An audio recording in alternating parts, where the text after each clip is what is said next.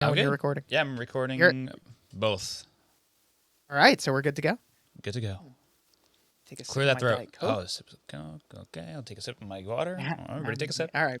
Okay, good. Oh, God. Okay. Everyone take a sip. Shit. Okay.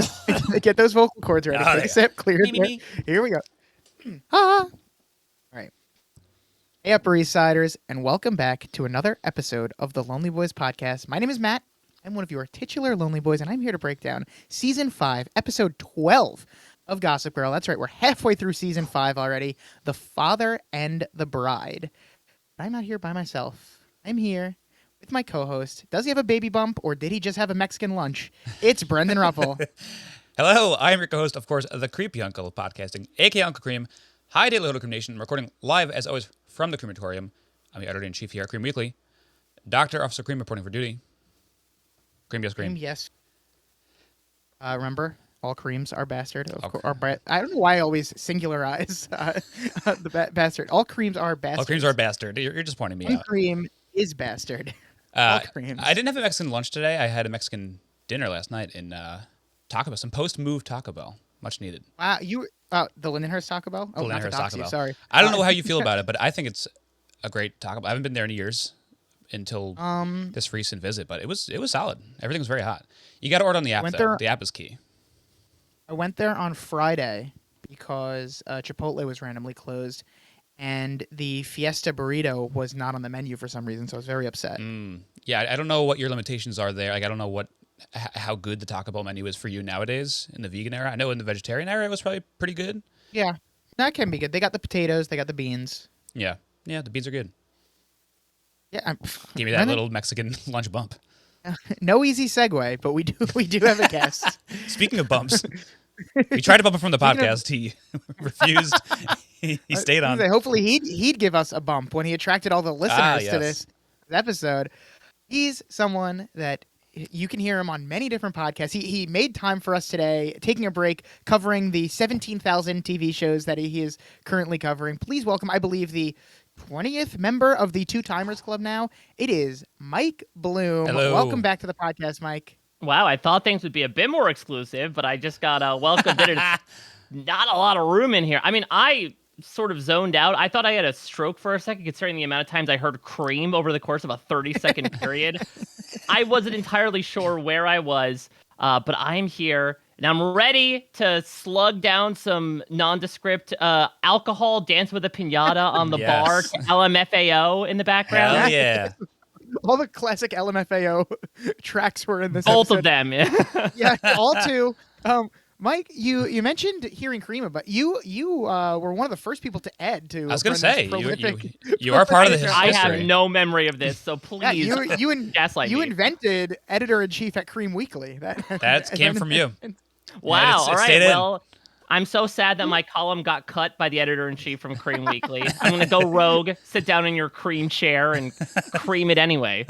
Who could forget, Brendan, when you edit the best ofs at the end of this? Yes, at the end of the The end of the series. podcast. Who could forget when Mike Bloom originally said that the CW stood for Cream Weekly, and Brendan loved it so much. It's an all-time moment. It's a top 20 moment for sure for our 20th member of this second Okay, time I feel member. honored. One moment for each two-timer? Is that how the list is That's denoted? exactly how it goes. Exactly. For each member of the Two Timers Club, we pick their highlight and we put it in the best ofs. When you go past the two timers, you are removed, correct? So all the two timers now are in there, or no? This is at least 2 times. So At least Scally as the only 6-timer is still a member. Okay, I thought there was 20 current two timers only. Scally's the only member of the 6-timer club, but he is still one of the 20 members in the 2-timer club. Okay. You never get kicked out. You just get added to another club more times you get. I don't want to decentivize people from coming on the podcast again. I always thought I was I was the equivalent of 1/3 of Brian Scally, and now it's been validated mathematically. 3 Mike Blooms equal 1 Brian Scally. That's just math. That is, and as a math teacher, I can sign off on that. Mike Bloom, I will ask you the thing I ask all other 19 members of our multi-timer club. How much Gossip Girl have you watched between the last time you were on the podcast and now? I believe you came on in season 2, so now in season 5, things are a bit different than they were 3 seasons ago. Have you seen anything? I was so confused. How? It was so straightforward. They're like, oh, the royal wedding. And I'm like, what in the Princess Diaries is going on right now? There's an evil priest. There's this woman. Well, that was speaking news to us French. too. I was so absolutely flummoxed. To answer your question, zilch, Nice. nada, That's the way we like zippo. it. I have not watched a single second. I have not thought for a minute about Gossip Girl outside of the meme of Ryan Reynolds being regarded as Mr. Blake Lively. If that counts, that's like sort of Gossip Girl I'll adjacent. count it. Yeah. No, so I had to. I actually reread through the synopsis, the very detailed synopsis on Gossip Girl Wiki as to the episode I covered previously to be like, let me remember who these people are. I knew The Deep was in this, and I knew, obviously, Leon Meester, I knew Blake Lively, and I knew you, Penn Badgley, Badgley, of was course. in it. But I didn't remember any characters' names. I didn't remember anything outside of, like, creepy-ass Chuck and the Eyes Wide Shut parody. And turns out creepy-ass Chuck got even creepier and even assier over the course of this, like, 3-season intermediate between my appearances. I guess it is such a shock because Connor was saying something about like being jarred when he saw Chuck. I guess we've just gotten used to it. I'm like, so this used is to just him who now Chuck too, is. and this isn't even the guess for creepiest we've someone- seen of him too. I forget that he was sort of creepy today because he was hiding behind doors and popping out for Blair, but he's been much Barely. worse. So funny. Yeah, barely. He was trying to be caught. He must have been. No, I don't remember who your like favorites and least favorites were the last time you came on, but has your opinions changed at all? Do you based on this episode that you've seen, do you anyone standing out to you? Any characters? Oh, I mean, I feel like I remember last time that was a really bad Blair episode. I remember that was the one where she tried to spread a rumor about the teacher sleeping with Dan. That's the main thing I took yes. away Okay. was like, wait, these people are out of school. These people are young professionals. How are they in charge of a newspaper? It's been 3 years. How did they get that? Supposed to be, they are Well, they supposed bought to into be. it. Yeah. They're supposed to be juniors in college right now, but we don't ever see them going to college anymore. We just see them Wait. running their respective businesses. Yeah, when was the last they're all episode we 20, saw them 21 in years- school? It has to have been like early season I don't 4. think this season. Yeah, And is no, this like a boy yeah. meets Girl scenario where they like all went to the same college as well in the Sorta. city? Well, it started. Most of them went to NYU, and Nate went to Columbia. But then, little by little, a lot of them started going to Columbia. So then, most of them went What? to Columbia. I think they Dan threw is it still out the canonically in NYU. This Yeah. isn't like I believe- the Sneasels or the story about the Star Bellies. You can't go in a machine and all of a sudden you get to go to Columbia. Yeah, in Oh, this yeah, you world can. you can. Yeah. that is how it works. Grandpa buys your I way in. believe. Yeah, I believe Serena, Blair, and Nate are all supposed to be in Columbia. I can't remember if Serena left school or not. Chuck never went to college. Dan's supposed to still be in NYU. And then I feel like Chuck isn't allowed within like 50 feet of a college. Like I feel like there's restraining orders on him across campuses worldwide. Chuck just runs his hotel business. They're all supposed to be 20, Chuck 21 makes the years most old. sense, And they all honestly, have because he has the most Right. money. He's like, yeah, I'm not going to go to fucking Right. school. Yeah, this Chuck's this running a show is hotel. really teaching all of us 30-somethings like, God, we really fucked up our lives. I could be running my own business at 21. What am I doing? Nate's an editor of a newspaper. Serena's writing a column. Who the fuck knows what Serena's up to? Writing Blair a is going to be the Blair is going to be the Princess of Monaco. She's dating the Prince of Monaco. She's engaged to the Prince of Monaco. What? Why? When did this happen? Is Louis an actual person? They keep mentioning him. He didn't show Yeah. up. I feel like he's some sort of No. concept more than a person. He had the episode off, but he is He's been here too much. unfortunately Yeah. all too much of a person. Yeah, It was a my good God. break him from in- him. She I'm gonna meets him Google on this guy. season. She meets him in season 4 on a trip to France, and then he returns to New York at the end of season 4 with Blair's slipper, a la Cinderella, and it's a big moment. And then they start. There's a lot to keep track of. We're kind of in a love pentagon right now, where boy. Blair is engaged to Louis, but is in love with Chuck. Louis, Chuck, and Dan are all in love with Blair right now, but then Serena now also has feelings for Dan. So everyone, and then Nate's just running just the there. newspaper. I googled He the loves picture newspapers. of Louis. I will say, without knowing anything about his character besides what's been told to me, this looks like the most boring person I've ever seen in Oh, my yeah. life. Like, just get the milk, get the toast, put them together. You got Yeah. this guy. We've had much no more one- boring on the show, but he's a weird sort of boring where he like tries to do something with what he's got and it just doesn't work at all. He's very frustrating. But why? I mean, I guess this is the show's 5th season, so I'm like not too surprised they're going to this ridiculous point of like, well, Blair is a couple of regrets away from becoming the Princess of Monaco. Yep, that's right. Yeah. Was recently pregnant too. Yeah, just lost the baby Just lost the baby. in the car crash. Whose was it? It was Louis. There was a scare. Yeah. There might have been Oh, Chuck's, but We it was thought Louis in Chuck's. fact. Okay, was so that's Louis. that's the car accident that we're doing like Yes, CSI on in the yes. B plot of this The episode. car accident that we find out was meant for Nate. It turns out Nate got in the Blair and Chuck and Nate got in the wrong car. So Blair and Chuck ended up in Nate's car. The car crashed.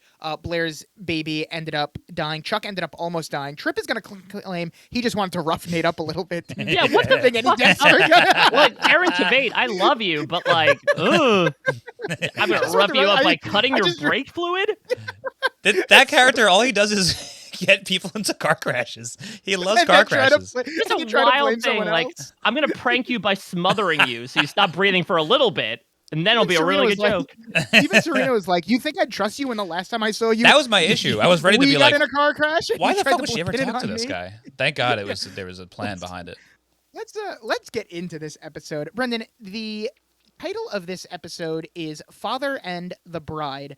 Do you know what this title is referencing? I'm going to say that it's Father of the Bride because that's what I subconsciously wrote in the title for the YouTube visuals. So I have the incorrect title going up on YouTube, and that's what I'm going to go with is the reference point. The name of the Gossip Girl episode is "Father and the Bride." Brendan, your slump is over. Well, it's Wow. not. Who knows if it's over? But you did get it right. Your offer is over. You are now 5 for 12 on the season. The 1991 film "Father of the Bride" is the film that this title of Gossip Girl is referencing. So congratulations on that. Have you seen it, Brendan? I have. Okay. I don't like it. I have not seen it actually. Oh, really? all. You didn't? You don't? Oh. I heard it's a classic or something. I found it very annoying. I don't remember too much about it. I think I slept through part of it, so I guess I didn't really see it. It's one of those classic, like, Steve Martin is kind of the patriarch of the family and is getting continually frustrated with everything that's happening. It's the first time we really see him, like, I mean, I wouldn't say first time we see him interact with Martin Short, but I remember that was like a big to-do between the two of them as Martin Short plays the wedding planner with the implacable accent. Okay. I saw it when I was very young. I think I would like to give it another shot because I do like the two of them quite a bit now in my adult age. Of course. Original air date of this episode, January 23rd, although as the trivia section tells me, this episode takes place on January 14th, as indicated on Nate's computer. Doesn't really play a big part in the plot, but just so that we know. Wait, what year does it air in? 2012. So this Okay, is, but this is peak LMFAO era when I Oh was my like, God, what year is this? 2012. Our 'Cause high that's school literally the graduation year. only You should've- 365 days that people play those songs. Yep. Right, exactly. And I remember because at my college orientation, they were blasting some LMFAO, which would have been 2012. So the timeline does Song of the check summer. out. So yes, Song of 2012. So we're gonna start with the Gossip Girl voiceover. Remember, people still aren't using Gossip Girl. So instead of plural Upper East Siders, she greets us with Upper East Sider, singular, because she's only talking to Nate, and of course she's trying to entice him with that quid pro quo. And Nate looks like he's been through it as he's sitting there. And Chuck comes into the kitchen, and he's going to say just that as well. Nate has reread every Spectator piece, and he still doesn't think there's anything worth in there worth hurting him over. His leading theory is Christina Aguilera. What a twist that would be if we got a Christina cameo in here trying to kill Nate. But Gossip Girl is only going to help Nate if Nate will agree to help her as well. He's very hesitant because he and Serena both have been saying it's very nice not having Gossip Girl tracking their every move. But Chuck even disagrees with that. He's like, how am I supposed to stalk Blair if Gossip Girl's not around to tell me where she is? Because as we know from last week, they were about to run away together, and then the car crash happened, and now Blair won't even speak to him. To fill you in, Mike. The car crash was last week? It sounds like it happened like a month ago. It did. It happened A few months ago, yeah. It was Okay. the mid-season finale, and then last week was the return from the mid-season hiatus where we found out everything that happened. So yeah. So to fill you in, what happened was they got in the car crash. It looks like we were going to lose Chuck, but then Blair kind that'd be a of. blessing. Yeah. Well, speaking of which, Blair kind of goes to church and says, "Dear Father, dear God, please let Chuck live. If you let him live, I will go through with my vow to marry Louie, and I will never talk to Chuck again." And just at that moment, God of course, said, Chuck. "Okay, I'll keep him alive." So now Blair thinks that she cannot even talk to Chuck anymore, otherwise she will die. She considered it briefly, and then Chuck almost got hit by a taxi. So she said, "No, can't do it. I can never talk to Chuck Wait, again." did Blair think a bolt of lightning is going to strike her down in the middle of 4th Avenue? She does think that. Pretty much. Yeah. Pretty much. And she hasn't even told Chuck, the reasoning, which is Of why course. it's driving Chuck crazy. I can't blame him. I would also be going crazy. And Chuck's gonna leave his little breakfast with Nate because he finds out that Blair is wrapping up her breakfast with Beatrice. He has her doorman on retainer, so he still knows what's going on here. And Chuck leaves, and Nate does decide to text Gossip Girl. What did you have in mind? So we're gonna get the Nate Gossip Girl team up in this episode. Yeah. So what happened to Gossip Girl here? Was she like chased out of town? Did someone, I don't know, shut down her main pipes? What's going on? Yeah. So what happened was Nate called an old friend, Serena's brother Eric, his ex-boyfriend Jonathan. So he called Eric's ex-boyfriend Jonathan and said, "Hey, are you still a genius computer hacker? Can you do me a solid?" And he kind of hacked Gossip Girl and released all the anonymous tips. So now if people think they can't send in tips to Gossip Girl because it's not truly anonymous, they're no longer sending their tips into Gossip Girl. So Gossip Girl doesn't really have anything to report these days. So she's trying to get back into the swing of things. Okay, interesting. I'm so glad you're the expert, because if I had seen the show 4 times, I wouldn't be able to explain that. And that makes sense. Like, this is 2012. We're sort of in, like, not a completely decentralized internet, but still, especially compared to nowadays, kind of that Wild West of like, yeah, this is certainly possible. Like, I think if it happened now, Gossip Girl could just easily restart a bunch of accounts and link everything to it. Yeah. So, speaking of Beatrice, Beatrice is, of course, Louis' sister, and her and Blair have been kind of rivals this whole time, but we are going to see that change in this episode. At first, Beatrice is just kind of playing a trick on Blair, but I think by the end, she is actually going to be allies with Blair. So we start with Blair not minding this imposition here because it is comforting to have a Grimaldi by her side. Because Louis is not here this week, as we said. He is at his bachelor party in Monaco. Don't know who is at Louis' bachelor party or why any of like nobody our from New York that we for know sure. are, yeah. Don't know who's there. They're not going to let us see any of it, but okay. Just for some reason, Rufus is missing from this episode. And Rufus is out in Monaco partying with Louis.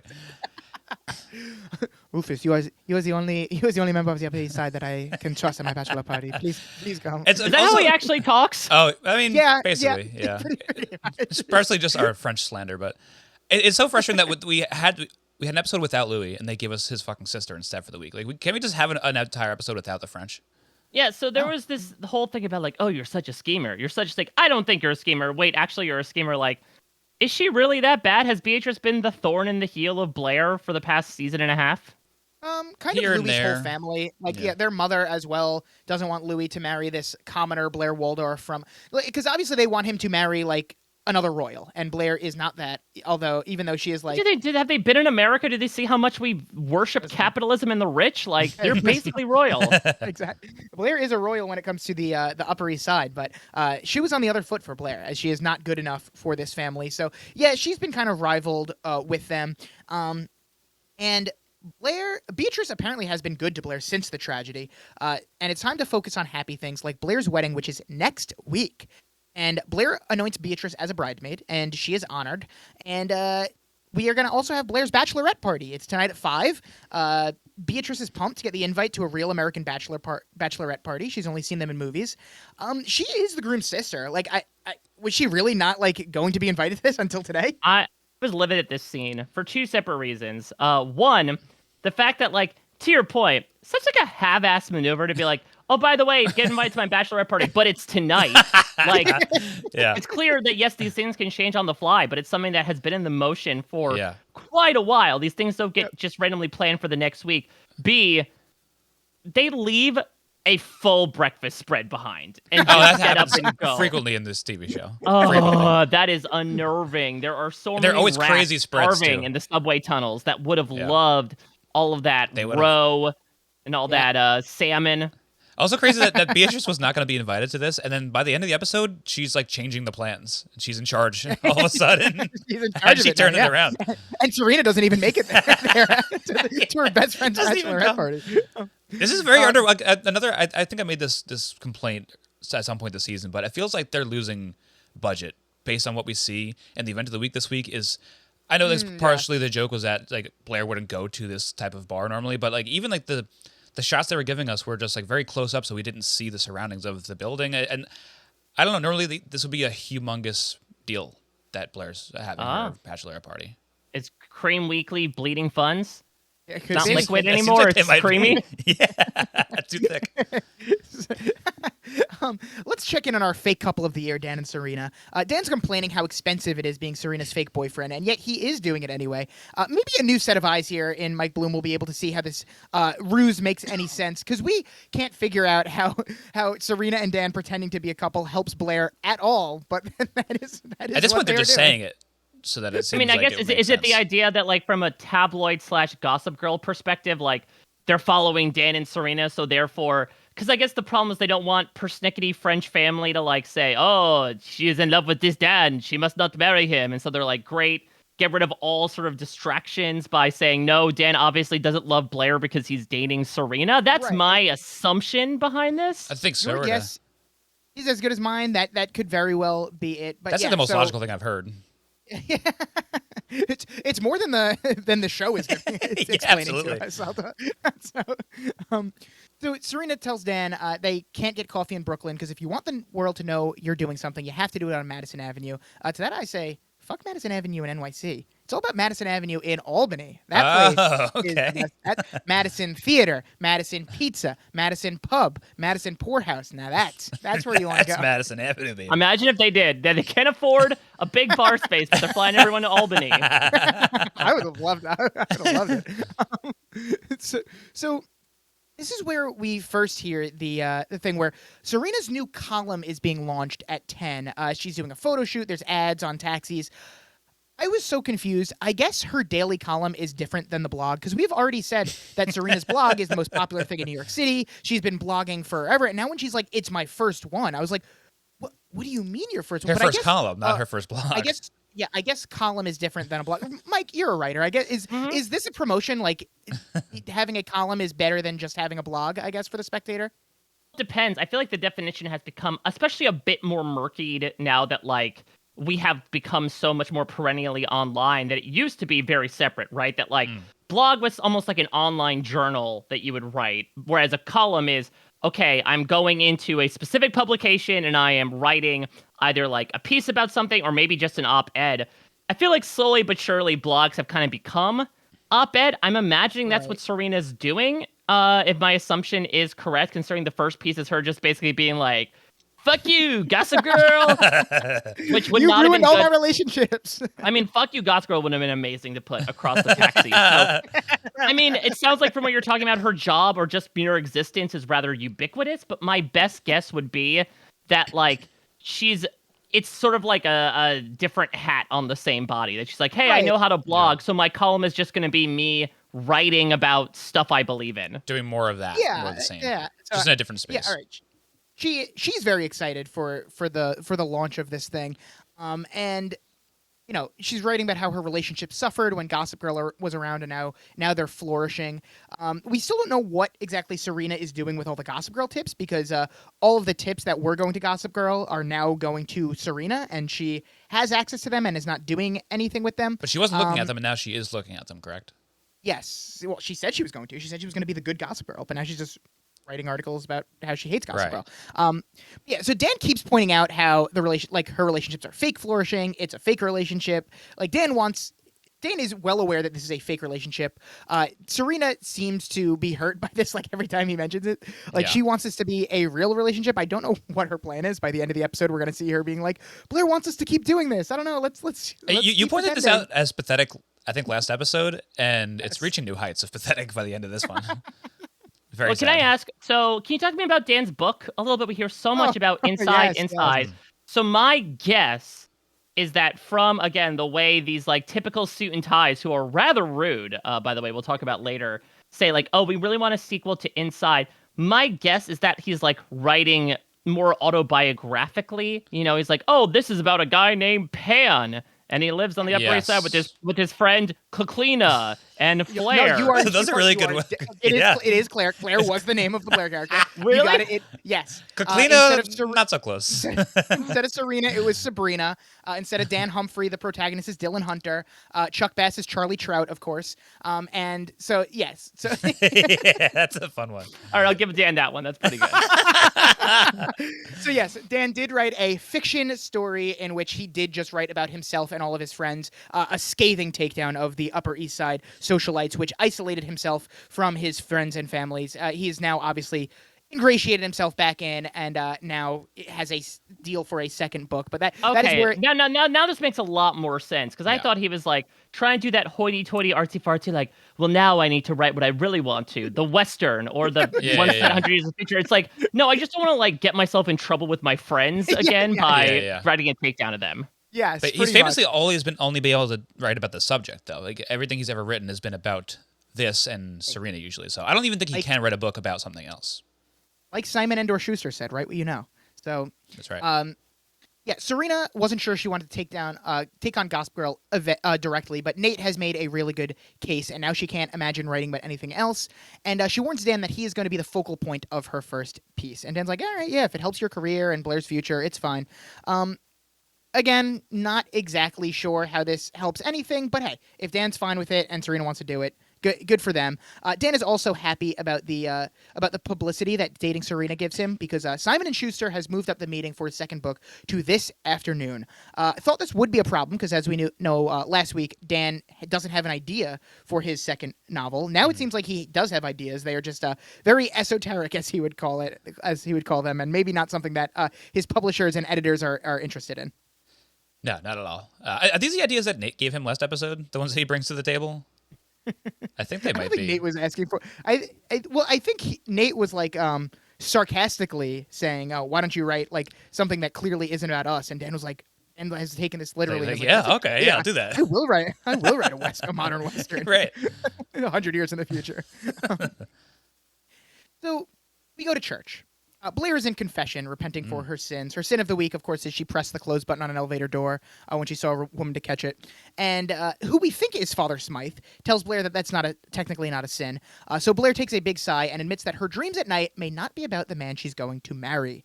And, side note, do priests really say "my child" this often? I feel like It in was his confession he's little saying jarring. "my child" every other. Yeah, especially considering like the Father Cavalia is, I don't know, I'm gonna say like 2 years younger than Blair. That's at what it this felt point like, from what he too. looks like. That's a little predatory. So Blair goes on and says that she loves Louis, but she fears the devil on her shoulder, the devil known as Chuck Bass, of course. And she knows she needs to honor her pact with God to protect him, but she's afraid she might break. And she also tells Father Smythe that, or who she thinks is Father Smythe, that if Monaco needs a royal priest, then she wants it to be him instead of that horrid Cavalia. And that Cavalia is the biggest snake in Christendom since the one that bit Eve. And Smythe needs to be Blair's royal advisor so that he can be with her at all times. First of all, Smythe just told Blair last week that her pact was between her and God, and so I don't know how much, like, what good he would be doing to keeping her on the straight and narrow, whatever that means. So wait, so is Smythe, because Cavalia, I could tell from just the impeccable accent, is probably from Monaco, from France Yes, as well. I think so. Is Smythe from France? No, Doesn't so sound like it. That's not how it works. You can't like adopt this random guy. Be like, pack your bags. You're my buddy, man." You're flying to Monaco. right, not that I know of. But so the priest tells Blair that she'll find strength in prayer. 5 Hail Marys and a Glory Be. It seems like a cop out, but what do I know? And Blair leaves, and the priest walks out and gives an evil smirk to the camera. And even like I've seen these 4 times, and even I was like, "Wait a second, is this Father Cavalia now?" Like I was like, "How did he sneak into the church? How was Blair not able to tell his voice? How are we supposed to be keeping track of this deranged priest?" I don't know. storyline?" Yeah, because when they give us that shot of the new priest, they're trying to tell us like, "Oh, you remember this guy, right?" Like, no, I don't. We're supposed to remember him from like the 3rd episode of the season where he had a fling with Beatrice, and now we haven't mentioned it until now. Yeah, I wasn't sure if the Oh, shot was wow, supposed to so tell us one thing or the other, but He I hasn't was been like, seen at all since then. Okay, I thought Pretty this was much, like no. a recurring antagonist. I No. definitely thought it was Chuck. I thought Chuck was sitting on the other side, being Right. like, That "Oh, would've you been should better. forgive him." That's good. I would have loved that. And she doesn't recognize Chuck's voice somehow. The most recognizable voice in TV. So Nate's assistant is going to fill in Nate that the Spectator can be pushed up and the photographers are downstairs for the debut of Serena's new column. Nate needs 5 minutes. He's got to do something first. He calls Chuck. Chuck answers as he's stalking Blair by watching her walk out of church and also randomly helping an old man like not fall down in the street. What was that? I was like, much like when he almost got hit with a taxi. I was like, this is too random for it not to come back. I thought But he then it saw didn't Blair come back. see him, or like someone was going to notice him, so he grabbed the guy's arm to make it look like he was helping him across the street real quick. Okay, maybe. That's a great way to look conspicuous, I guess. So Chuck fills in Nate that he's outside of church. Blair was inside the church for a half hour. I guess we didn't see the full half-hour confession because she was not in. Maybe there was a long line that we just edited past. I don't know. So Nate forwards Chuck a picture of our old friend Max, taken the night of the accident. He's leaving the Empire with an envelope full of cash.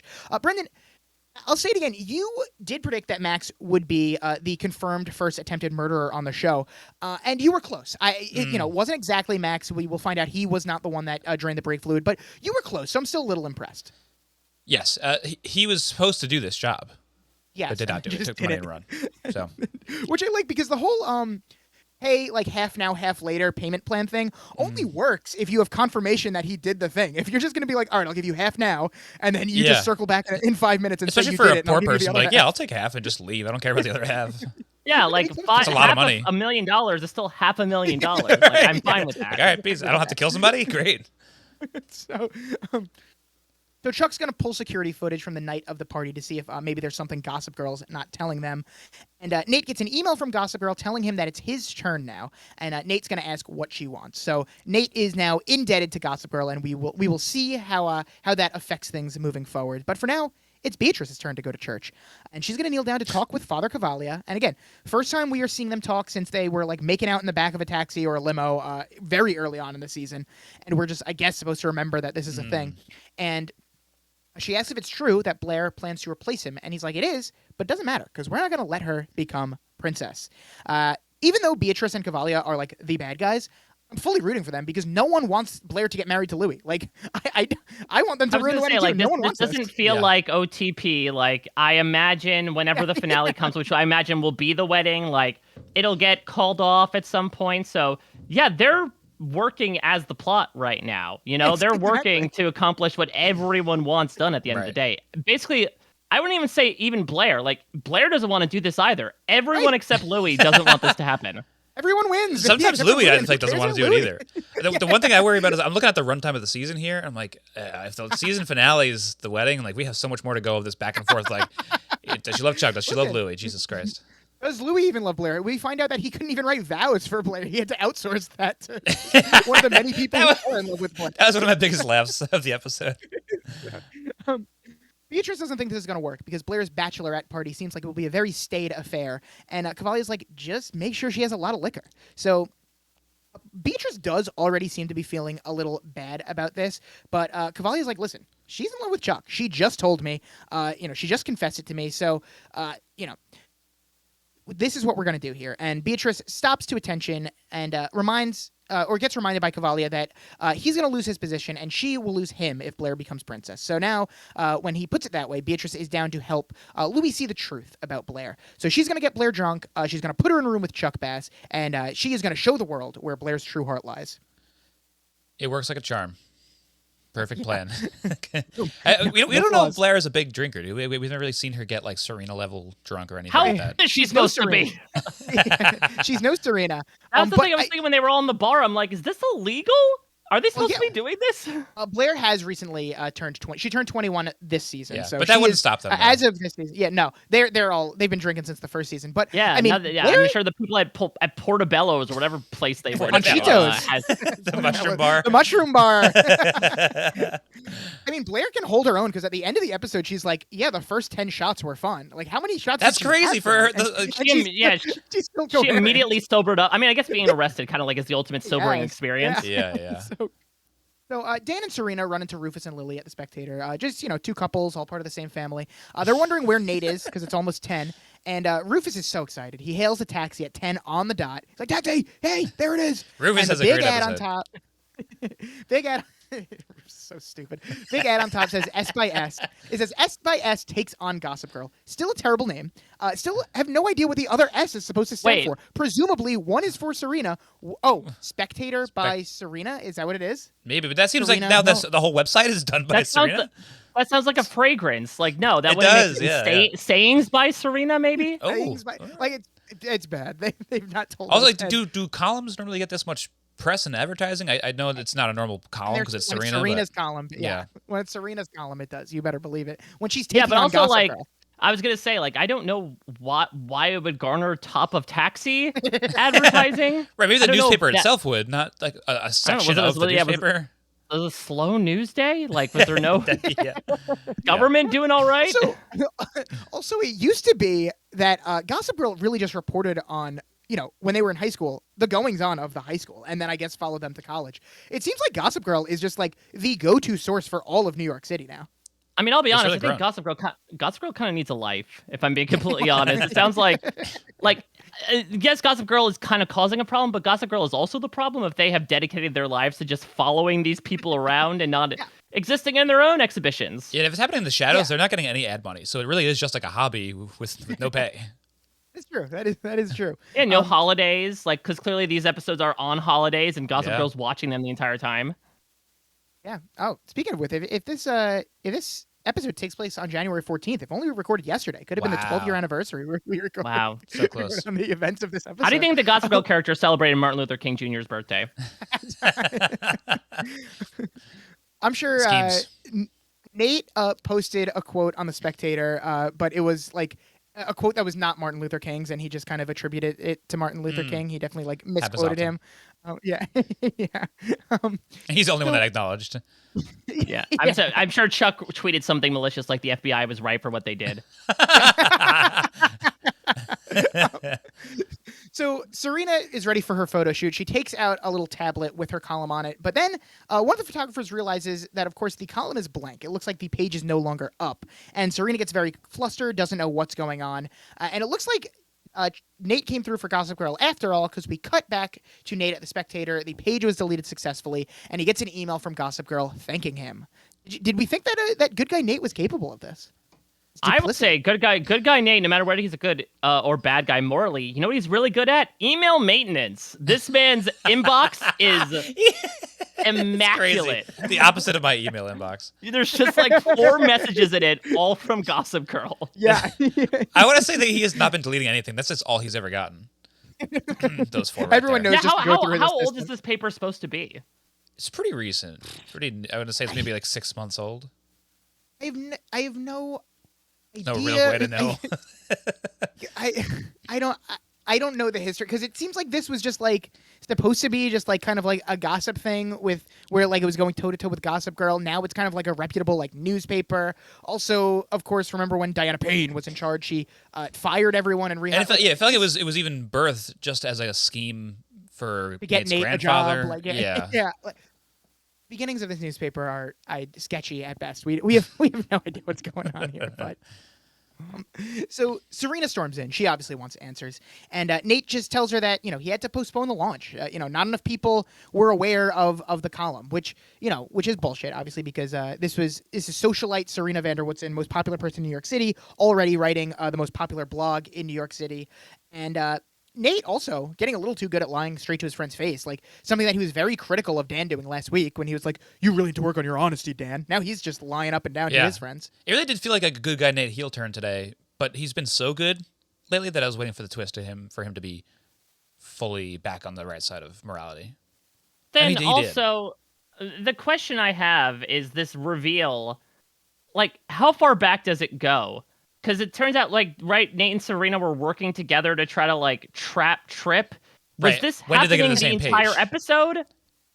I don't know when this scheme started. I want also have to questions say at this about point this. they're not on the same page yet. I don't think they I don't are. think right. I Yeah. don't think so. I don't know when it happens off camera when they get on the same page. I also have questions about the sting operation itself and like why this was a big gotcha moment. But we will get to that. But first, Alessandra is back. Dan's editor, right, or publicist? Whoever she is. to Dan. Publicist? I don't. Yeah, maybe. What? But She looks the same age as him. well, whatever. So So Dan is they're talking about, his big pitch coming up. She thinks his ideas are brilliant. He lights up every room he walks into, but it's just Serena. She worries that the publicity Dan is getting right now from being with Serena is distracting people from his real talent. I don't know. I feel like Does she get thrown into is this now a sectagon? Yeah, I was thinking that too. Is she jealous? Is she just trying to get Serena out of the picture? I think 5 or 6 episodes she was involved with Dan, and she wanted to bone him, and then we forgot about her for a little while, and they bring her back in. Making up plot lines? I don't remember that. No, I think she briefly was doing this exact thing, and they threw it out for a little while, and now it's back. If you say so, Brendan. Doesn't that sound like something they would do, though? It's give her a few lines to get her interested in Dan. You could tell me that anything happened in this season. That's what I'm doing. I'm just making shit up. Is this a new character? Or did she also go to school with them? She did not go to school with them. She is, when Dan became a famous author. That's when she was involved with the first printing of his book. Okay. Yes. So she thinks that if Simon and Schuster just see Dan as Serena's boyfriend, they are just going to want a sequel to Inside. Looks like that's all they want anyway. But yeah. So Dan's going to tell Serena now that she's brought that up to take him out of whatever she's planning on doing with the Spectator. I guess he really does trust Alessandra here, and not a huge deal to Dan, because to him, in Dan's mind, this is still a fake relationship. He's not actually dating Serena. It is going to hurt Serena's feelings when he tells her that, but that is not on him. And so Dan's going to call Serena, asks if she can take out the parts that he is involved in or any present-day stuff. And poor Serena. She got her column postponed. Now her fake boyfriend doesn't want to pretend to the world that they're dating. She's losing everything today. Yeah, are we supposed to feel bad for her? Because I don't really feel bad for her at all. I don't know. She pouts. I feel a little bad because she's pouting, but I don't know. I feel kind of bad for her. I mean, I know Gossip Girl apparently tries to make a living, but it seemed like she was on top of the world, and it turns out that it all has kind of come crashing down around her. But she'll pull up at the end. That's the problem. There's no real stakes for any of these people. And, just to add insult to injury, when Serena's like, "Oh, don't worry, don't even know if my column's ever going to get posted." Nate canceled it, and Dan's just like, "Oh, good, that's great." Yeah, and then he catches himself. He's like, "I mean, that's good for me. It's not good for you." That made me laugh. Maybe the joke of the episode, but two very selfish people. Yes. So Dan apologizes. Serena says it's fine. She'll make sure all the references to him are in the past if Nate ever agrees to run it. And so Dan tells her that they can keep up appearances for Blair's sake. Again, still not exactly sure what this is doing, but Dan just wants to put an end to the Madison Avenue of it all. So Serena, clearly hurt by this conversation, just having a bad day all around. Brendan, maybe you should if Connor did continue watching, we know that he's a huge Serena fan. Maybe you should check on him. Yeah, we should. I want to see if he actually follows up with this, because he needs to be turned around to being a Serena hater. Yeah, a lot of people come on here and the first time watchers and say, I kind of want to keep watching. We should follow through and see if they do keep watching. Yeah, end of season. Or if they're just full of shit. Yeah. Yeah. We'll have them all invite everyone back on. That's why you bring people back on. It's to be like, did you keep watching? Are you full of shit? Yeah. Clearly not. Are you full of shit? So Blair and Beatrice are waiting in line to get some macaroons, and Beatrice is subtly trying to convince Blair to let loose tonight at the bachelorette party while she still can, but Blair doesn't even see the point in deviating from the royal path, even for just one night. She's accepted that her life is what it is, so she might as well get used to it now, which is devastating. Blair has pretty much given up on joy in her life. She's like, I'm just gonna be unhappy. That's just what this is. And then she's like, that's it. I peaked. Yeah, and then Blair turns around and sees what is my actual joke of the episode. Yes. Chuck doing some of the worst PI work I've ever seen. So good. So good. As he, Homer Simpson's back into the bushes and, tries hiding behind the his wall. foot sticking out in, the tail of his coat. Yeah. He wanted to be seen. It's an entire episode, last episode, where it's all about the PI, and they have, a hired gun that they can use for this sort of work, and he just decides to do, you know what, I'll do a bad job myself instead. It's such an insane visual. He should have had a false mustache on. He should have had the newspaper in front of his face. It's so stupid. So Blair obviously sees him and marches up to him, asks what he's doing here, and he says he's not leaving until Blair tells him what changed and why she turned her back on him. And Blair says, told him everything there is to say, and lurking in doorways won't help. So Chuck thinks she's going to crack at some point because which is false and true, respectively. Yeah. Yes. Yeah. And then Chuck just thinks he's proving a point, I guess, by reciting her schedule tonight. He's like, I know all about your bachelorette schedule. You'll crack at 5 p.m. here or 7 p.m. here. Or sounds like I'll see you at all those stops. Okay. So, all of a sudden now, Blair thinks it might be a good idea to let loose after all, far from any place Chuck Bass can see her. It's almost as if Chuck was in on this, and like I honestly, was he thinking might that as well sometimes be too. Yeah. because this helps him out too, and we'll see him with Honestly, the potential I team up with think Cavalia. get rid of Cavalia in this episode. I think just replace it with Chuck, and this is a much easier A to C, skip the middleman, right? That Chuck Yeah. is the one that is actually scheming on all these ways to be like, okay, it's not that, well, we're gonna get the wedding called off. It's I'm just gonna get her in the room with me. Like, Right, it makes right. more sense that he's direct, because right now he's like the gruesome twosome of being incredibly malevolent, but also completely inept at the same time. Like, if Yeah, you're yeah, yeah. gonna be that much of a creep, at least do it well. He's Right, not and doing it well. Chuck usually isn't inept, and then also by not having it be Chuck, we have this shoehorned Cavalia thing, is where Cavalia's motive is that he wants to remain the royal priest, and that's why he's doing all this, so that like Right. he can remain with whatever power he Chuck's has. Like, motive is so we're- direct and so obvious; it makes the most sense. Yeah. We don't need Like, any I of don't give the a other shit muddied about shit. about Smythe v. Cavalia and who gets to be the No, royal no. advisor of. But we've been caring about Chuck and Blair the entire series, so that is like the Yeah. clear thing to enjoy. Brendan, how pissed would you be if the shift of the second half of this season is just all Smythe versus Cavalia? I mean, I Who gets- didn't enjoy this episode because he was there. It was bad. So I You're a Smythe Yeah, guy. imagine if You're a just halfway Smythe through this activist. season it turned from Gossip Girl to the young Pope without you realizing it. So Serena goes to see Nate. She wants to talk to him about her column, so she goes in to wait inside his office. And not only does Serena just waltz into his office, but she sits in his seat, takes a look at his computer, which is just on, as Gossip Girl is emailing him with the title, "In exchange for Serena's column." And instead of clicking on the email, which I thought was the obvious thing to do, she sees that Gossip Girl emailed him, so she clicks on her own column, and the column pops up on the screen. And I did read the whole thing, or as much as was on the screen. I won't recite it, but it was 3 paragraphs So it's long and talked filthy. about how... Yeah, no, it just talked about how Imagine if terrible the column Serena- was only 3 paragraphs long. It talked about these 3 paragraphs talked about how terrible Serena is at dating and mentions all the losers she dated. And then it's like, it's not my fault though. It's Gossip Girl's fault for reporting on it. And now that Gossip Girl's gone, I'm finally in the best relationship of my life because I can be myself. And no one calls him Lonely Boy. And like, this is what's supposed to take down Gossip Girl. Like, it's giving like college essay. Like Yeah. how I overcame Well, that's how I what she overcame does. my high school bully. Listen, I get it. I'm gonna, like, of the 3 parties involved in this scene, I'm gonna give credit to Serena here, because first off, she came in with a purpose. She is trying to digest a lot of information, so I don't blame her for the egomaniac she is, being like, screw all this. I need to screw all the intel we're gonna get importantly as to who caused this accident. I need to upload my own column.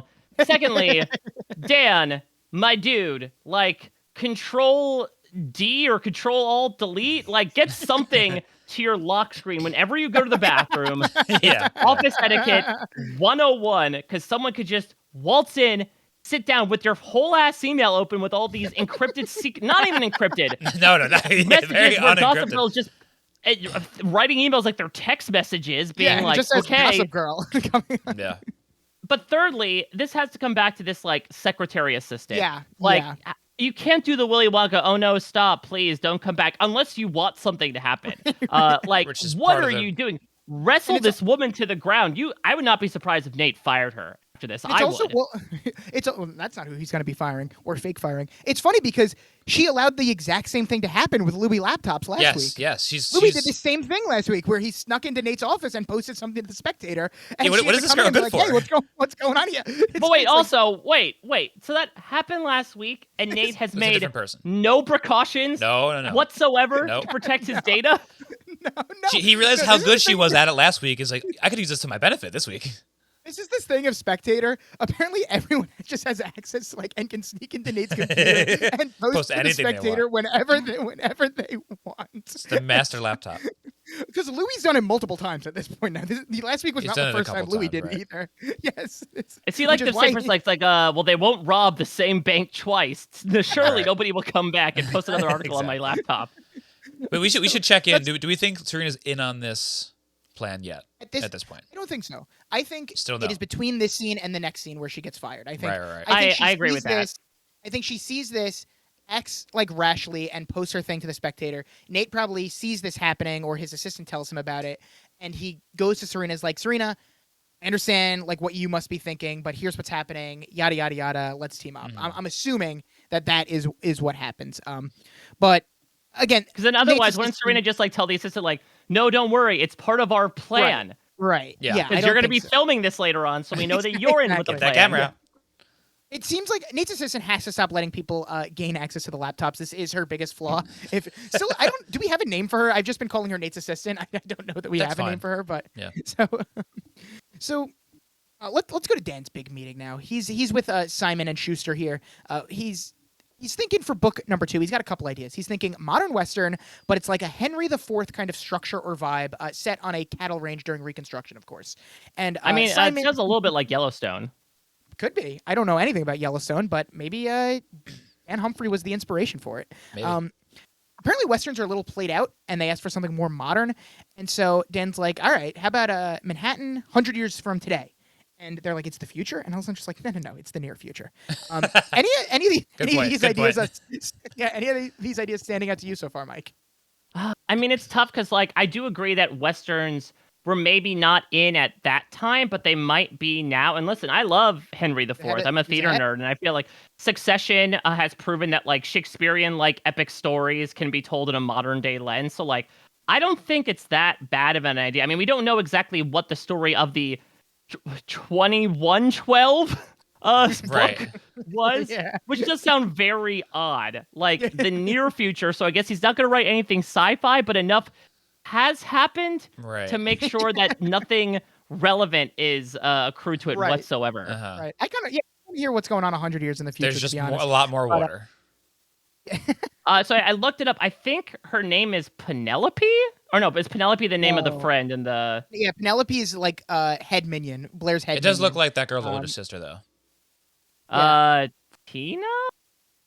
maybe We'll give maybe we'll give Kina, her- maybe. maybe. Oh my god, maybe, Kristen Bell's Gossip Girl? Maybe. Yeah, wow, spoiler. Oh, no! The actress? Kristen Bell's gospel. Wow. Yeah. So it turns out that Simon and Schuster only seem to be interested in a sequel to Inside, and Dan says that he doesn't think anyone's interested in that story again, but Dan's girlfriend's article about them went up an hour ago and already has over 1,000 comments. And honestly, Serena was too busy thinking about herself again to remember that she did promise Dan that she would change this, but she did not, I guess, in her fit of rage, have time to change it. She just uploaded it. She had as to do it quick before is. Nate got back. Yeah, and this is when Dan says he was hoping to stretch, and Mr. Schuster tells him to take a yoga class, and Simon and Schuster crack up at this. Good dinner. shit. That's good shit. God. Oof, they got to start working on a joke book, these two maroons. Yeah. So, Mr. I think one of them Simon even tells- exclaims, like, that's good. Yeah, he said that's good. Write That's that good." down. Dan, use that in your next book. Yeah, they tell Dan to write what he knows, and also to keep dating Serena until the book comes out because it's good press. Which Dan isn't even. Everyone started is writing trying the to book. keep That's these gonna two be a together. while. Like Dan's got to fake this relationship with Serena for a long time. Yeah, everyone's I trying to guess push it's these two incentive together. for Everyone's trying to defending get his book. rid of Louis. Yeah, it seems like the world is just cooperating to have Blair's wedding not go through and to keep Dan and Serena Yeah. together. And I think, like, Just you let can it only happen. go against current for so long. Yeah, Yeah. just Yeah, let the waves exactly. take you over. So Serena goes to see Nate, and I think at this point everyone is in on this. But I still love the incredible exchange of "You wanted to see me? Yeah, you're fired." Which love the nonchalance from Nate here. Did not know he was in on it at first, but so he's talking very sternly to Serena about how she went behind his back when they weren't ready, and Serena reveals that she saw Gossip Girl's emails. She knows that they've been secretly working together. So he's a liar and a hypocrite. The actors are acting right now. They are putting on a show for Nate's assistant, maybe Keeney, who is filming all of this.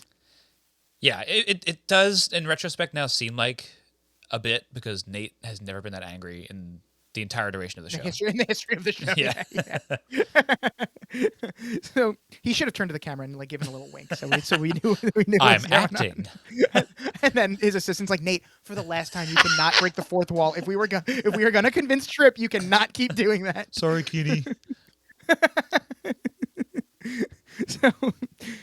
So remember, the last time we saw Max, he was telling Tripp that he could help him, and then he got this money out of nowhere. So I guess good job to the writers for bringing this back, I guess. I really did think we were just never going to hear from and we don't hear from Max in this episode, but at least Yeah. we figure out They like, where he got use the the money stupid, and- like, yeah. Okay. Yeah. I didn't need I it. thought but- Max was Mikey Day for a second when we got the flashback. I'm like, I don't know, maybe I just need the better glasses because I was like, I don't know, like man with like kind of pointed ears and a round face. Did Mikey Day randomly make an appearance in Gossip Girl before going on to Crazier, SNL?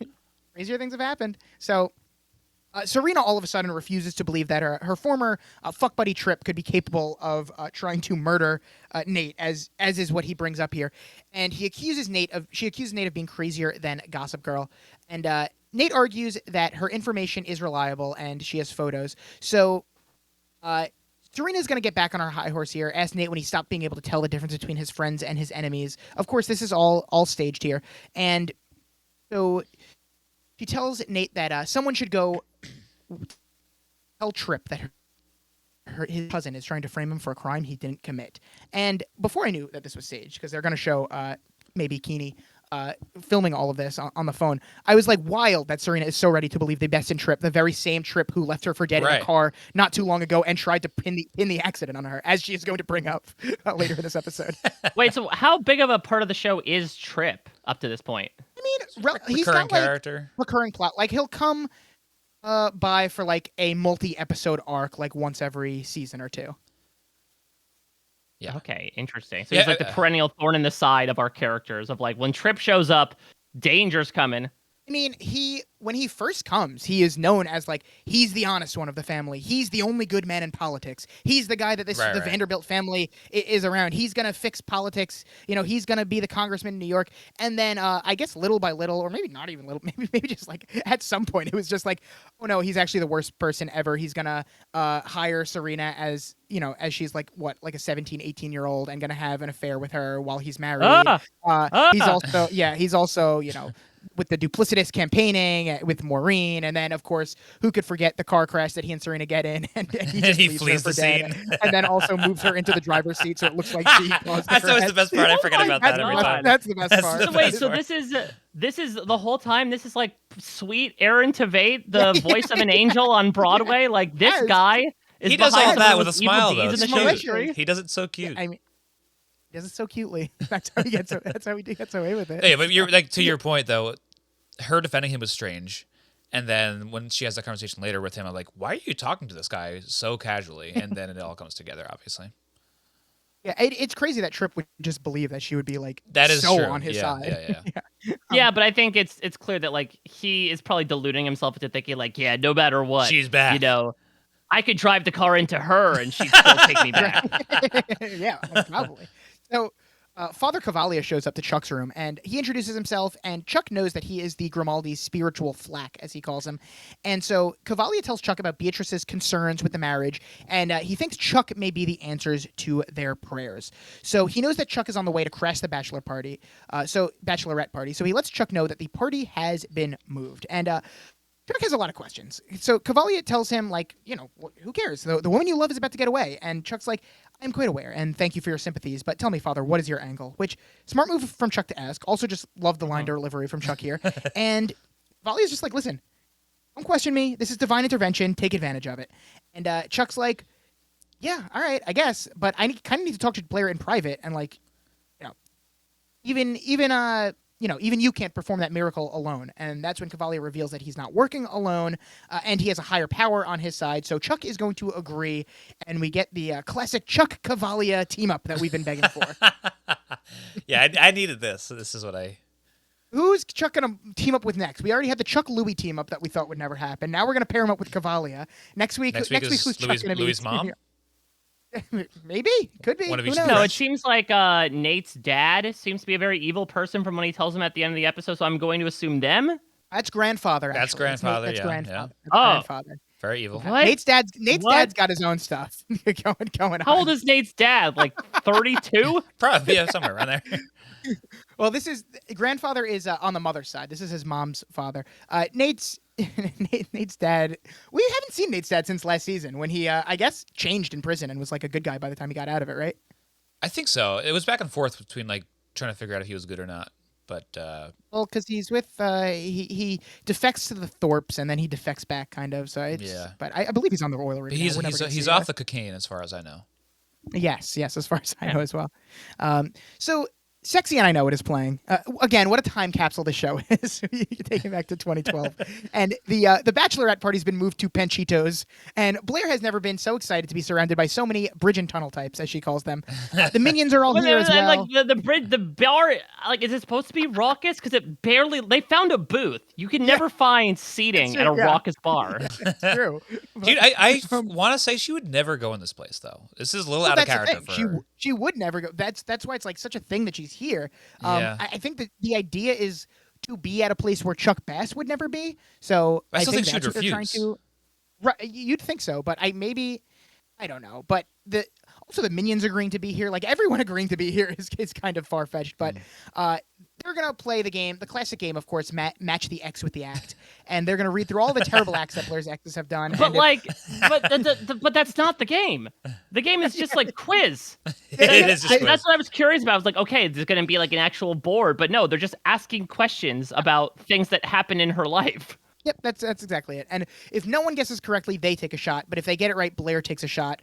So this is how Blair is going to get plastered. And Blair claims that the secrets she wrote down, not even Serena knows. And then she realized that Serena isn't there and is like, where is she? But silly Beatrice forgot to tell her the change of plans.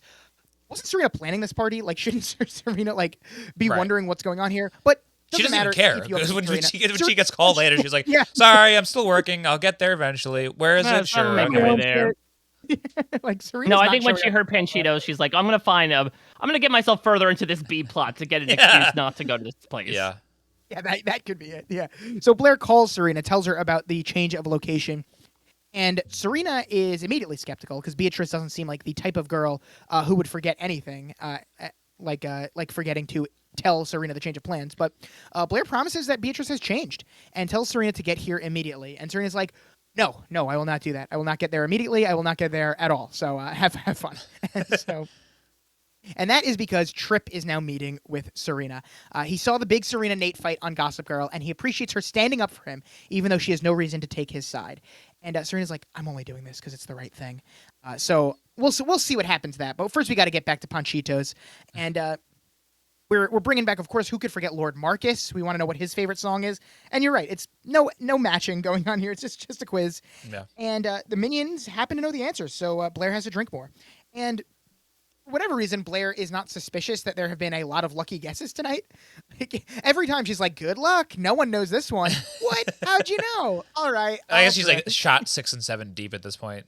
Maybe. But how do they know? Isn't there a question where she says, like, I never even wrote this in my diary? How is Beatrice getting these answers to text to everybody? Right. I think she must have made up an answer key for Beatrice, which is if that's the case, Blair should be putting 2 and 2 together here. right. But I told one person. Wait, there's no other way Beatrice would know. That makes literally, I mean, I guess, was it that Beatrice was like the one person that couldn't answer? Was she the keeper of the keys? And it's like, oh, you better not give the answers away. So. But still, I'm then she should be guessing suspicious of Beatrice either way. Right. I'm guessing that Beatrice is like the host, so she is not gonna, she's not gonna. Well, she's not supposed to tell anyone, but she clearly is texting everyone. Either way, the like answers. a horrible and boring game to play at like a crazy bar like this. Why are you sitting down and doing flashcards? Oh, let's sit down and remember all of my exes, and watch me get drunk. Nobody else. You just watch me get drunk. Hey, this reminds me of the last time I was at the local in Babylon. I was with Gina and some friends, and Gina made us play charades at the local during prime time. I was like, can I go home, please? No, that's bad. Not charades. In the middle of a packed bar. Yeah. You're gonna do this. You're gonna whack somebody in the face. Yeah. I would have refused. We get a Carter Bazin reference, which is interesting, of oil rig fame, of course, which is interesting because I don't think Blair has ever even dated Carter Bazin, but apparently, what was it? He was the one that once wore Blair's underwear to dinner. Don't know what was going on there. So don't remember again. I don't think that was on show. I don't think that was in show canon. That must have happened off screen. Must have happened behind the scenes. Yeah. Beatrice texts Father Cavalia that it's working. We get a montage of Blair getting drunker and drunker. A random guy steals her tiara, so she gets on the dance floor to get it. And I've never seen Blair have this much fun. And also, every character on the show continues to be the most awkward dancer imaginable. We had that whole dance party a few weeks ago with Yeah. CC Oh, attending, yes. and no one there could dance. Now Blair can't dance. At least like Also, last episode, they had the excuse of, or how many episodes? It was 2 episodes ago. They had the excuse of being old at least and just awkward. But now this is like young people dancing at a young person's bar, and it's also uncomfortable. Could this to watch. be like a hey, we're used to cotillion ballroom style? That's We're not definitely used part to. of it. It's sort of like started ballroom Titanic, right? dancing. Like no, they're not used to going down to steerage and doing the Irish step dancing. Right. That's what it is. Yes. The other classic LMFAO song starts playing here, Party Rock Anthem. So we go 2 for 2 with the LMFAO. Which one do you think is classics. bigger? I'd say maybe Party Rock Anthem's a little bit bigger than Sexy and I Know It. I definitely. Ooh, that's a good question. Which one What was came on f- Glee first? That's listen, usually. Party Rock Anthem, I think, was the The, first single. I think it was the before. first, but my a cappella group, the Earth Tones, only covered one of those songs, and it was "Sexy and I Know It." So you tell me which Sexy one and is I the Know bigger, It, definitely is the bigger song. music video, I'd say. I don't. Wiggle, wiggle, I wiggle. can't remember either music. Yeah, sure. Yeah, but I feel like Party Rock Anthem. I remember very specifically the Kia Hamsters did a dance to Party Rock Anthem. So I think that was the more like radio clean song Right. That's true. to use. Yeah. Well, sound off in the comments. You tell us which one is the more popular song. We will reveal the results live on air next week. Rufus is reading an iPad and giggling to himself. He thinks that Serena's column is so great, and he is My not the favorite only part one of the who entire episode is Rufus giggling in the corner. This is like some of the worst like laugh acting I've seen. I read 3 paragraphs of the column, and nothing No made me even laughs. smile, let alone laugh. Not a let chuckle. alone laugh out loud. I think he's laughing at how bad her writing is. Maybe. Yeah, that must be it. I don't know. He told Dan to tell her that he liked it. Dan says the whole city's been reading it, over 1,000 comments. Bad thing for Dan, because he now has to write a sequel to Inside, and so Rufus thinks, he's like, oh, that's great, and Dan's like, no, we're not even dating, we're just faking it for Blair's engagement, and I think Rufus has the right reaction. does have he it, pretty much right. does. He doesn't react at all, and is like, I'm not even going to ask you to fill it in. Like even Rufus can tell this is nonsense. He's like, no matter what you tell me, it's It's not the gonna make most- sense. This man's by far the most relatable character in the show, in my opinion. this episode, Rufus for the win. Yeah. I hope it Again, ends he's like not- with Rufus taking it all. That all the other empires come crumbling down, and Rufus stands He's on aloft top. at the end of it. Rufus inherits Gossip Girl in the last. A lot of episode. Rufus and Serena stands coming on lately. Yeah, well, Rufus is having a good season. Yeah, he even though is. he just recently did get that LVP. So it seems like again, it almost does not matter who Dan is dating. I feel like Simon and Schuster don't give a shit about Dan's modern Western idea anyway, and they're just using the thing like, just write a sequel. The people love it. Come on. Yeah. And then also, as Rufus is going to say, Dan, just dump her. Like the plan, fake dump her. The plan makes no sense to begin with, and no one is getting anything out of it at this point except for maybe Serena. She gets to pretend that she's dating. I Dan. think it's good for his career. Though. I think it is giving like his sequel buzz, if anything. That's the only reason why they care about his second book is because of Serena. He thinks it's bad for his career though. He thinks it's bad, right? Because he doesn't want to write this sequel to Insider. Yeah.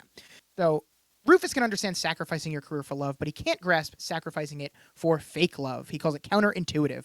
Some uncharacteristic good advice from Rufus here. And so Dan's going to find Serena to fake break up with her. So he is off to crash another one of Blair's wedding events. This time it is the bachelorette party, hoping to find Serena.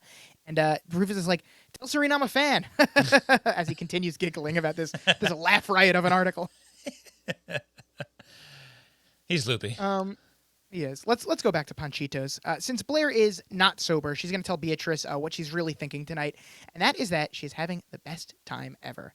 And she also confides in Beatrice that she was scared about her because she's more schemy than Blair is, but they are cut from the same cloth. Overbearing mother, absent father, weight of 1,000 expectations. And Beatrice is like, yeah, you're right. So she takes the opportunity to ask Blair why she's marrying her brother when she knows she's not in love with him.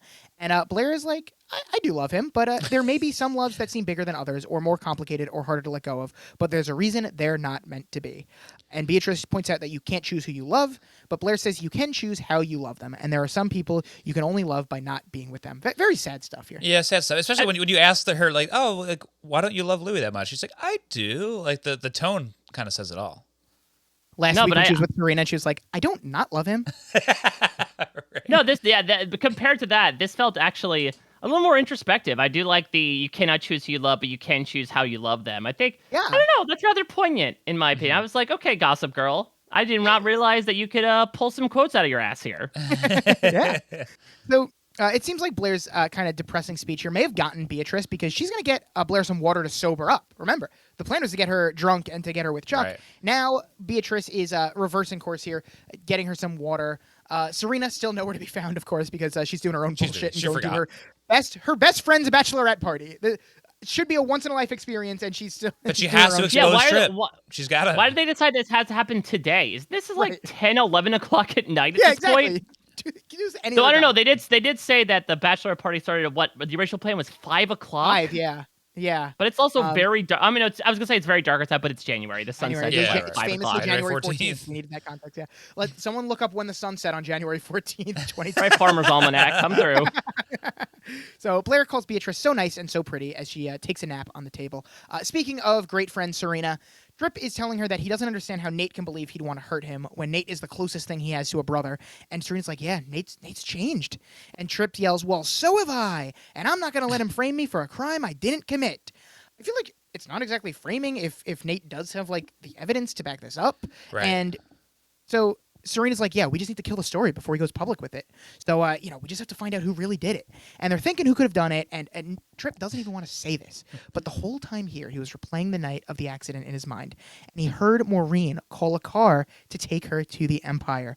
So Trip is blaming Maureen and asks Serena if she's surprised. It's like, it's all she's ever cared about. It's my career and how my success reflects on her. And when she saw grandfather pass me over for Nate, she must have decided to protect the thing that mattered to her most. So, Trip has the whole motive figured out already, even though he's supposedly just piecing this together now. And that's when grandfather and Nate open the door and come out of the woodwork to reveal, Gotcha. surprise, they've been there the whole time. This is the worst gotcha moment ever because he didn't admit to anything. He just said somebody else did it. Right, that's what I'm saying. Right. What Yeah, I'm confused because is this true or not? Is what true?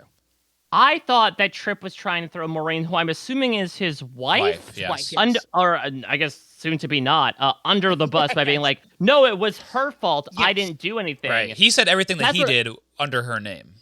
That's what, yeah. So that's what I imagine. So he wasn't right. He was throwing everything under the bus, but they're catching him red-handed by also being like, but we also have this other information to prove that you're lying about it. Right. So, okay. We got you. So, We know you're lying. Trip is what? obviously just as confused as we are. So they let Nate explain that he and Serena staged the argument on Gossip Girl. They figured Trip would try to pin it on someone else, just like he did 2 years ago. Serena asked the valid question, did you really think I'd talk to you again? Never mind, take your side against Nate's after what he did. But Valid. this is all fun and everything. Love a big gotcha moment. But as we were saying, what exactly are they accomplishing here? Trip didn't confess to anything. Right. He blamed it on someone else, and they're just like, gotcha. We knew you'd try to pin this on someone else, and now we heard you pinning it on someone else. They could have skipped the whole gotcha and just bombarded him instead. Yeah, they literally had an alibi from Maureen. It's not Right. like, we have to wait for him to say the magic word, and then we'll come in and say no. Right. Oh wait, his story lines up. Like, what kangaroo court is this? You're not under a court of law. You're not This is having all- to hold a hand to the Bible while you're saying Right. this. They didn't need to hear him say it, and so Trip claims he's like, no, it was Maureen, and let's ask her ourselves. And grandfather's one step ahead of him. Supposedly, Maureen had an airtight alibi, and he knows this because on the night of the accident, she was with grandfather consulting about a divorce lawyer. And as soon as she hears about this, she's definitely going to go be through with you. And so Trip is still the worst, confirmed. But this plan makes no sense. No, it's a I horrible don't plan. understand it. Super unnecessary. It's like, Plus, like this man, he's probably doesn't want to be up at this hour either. Assuming again, it's maybe like 10 or 11. Like he's like, do I have to just crouch here behind this set of double doors until he says Maureen? That's what we're waiting for. Yep. That's keyword.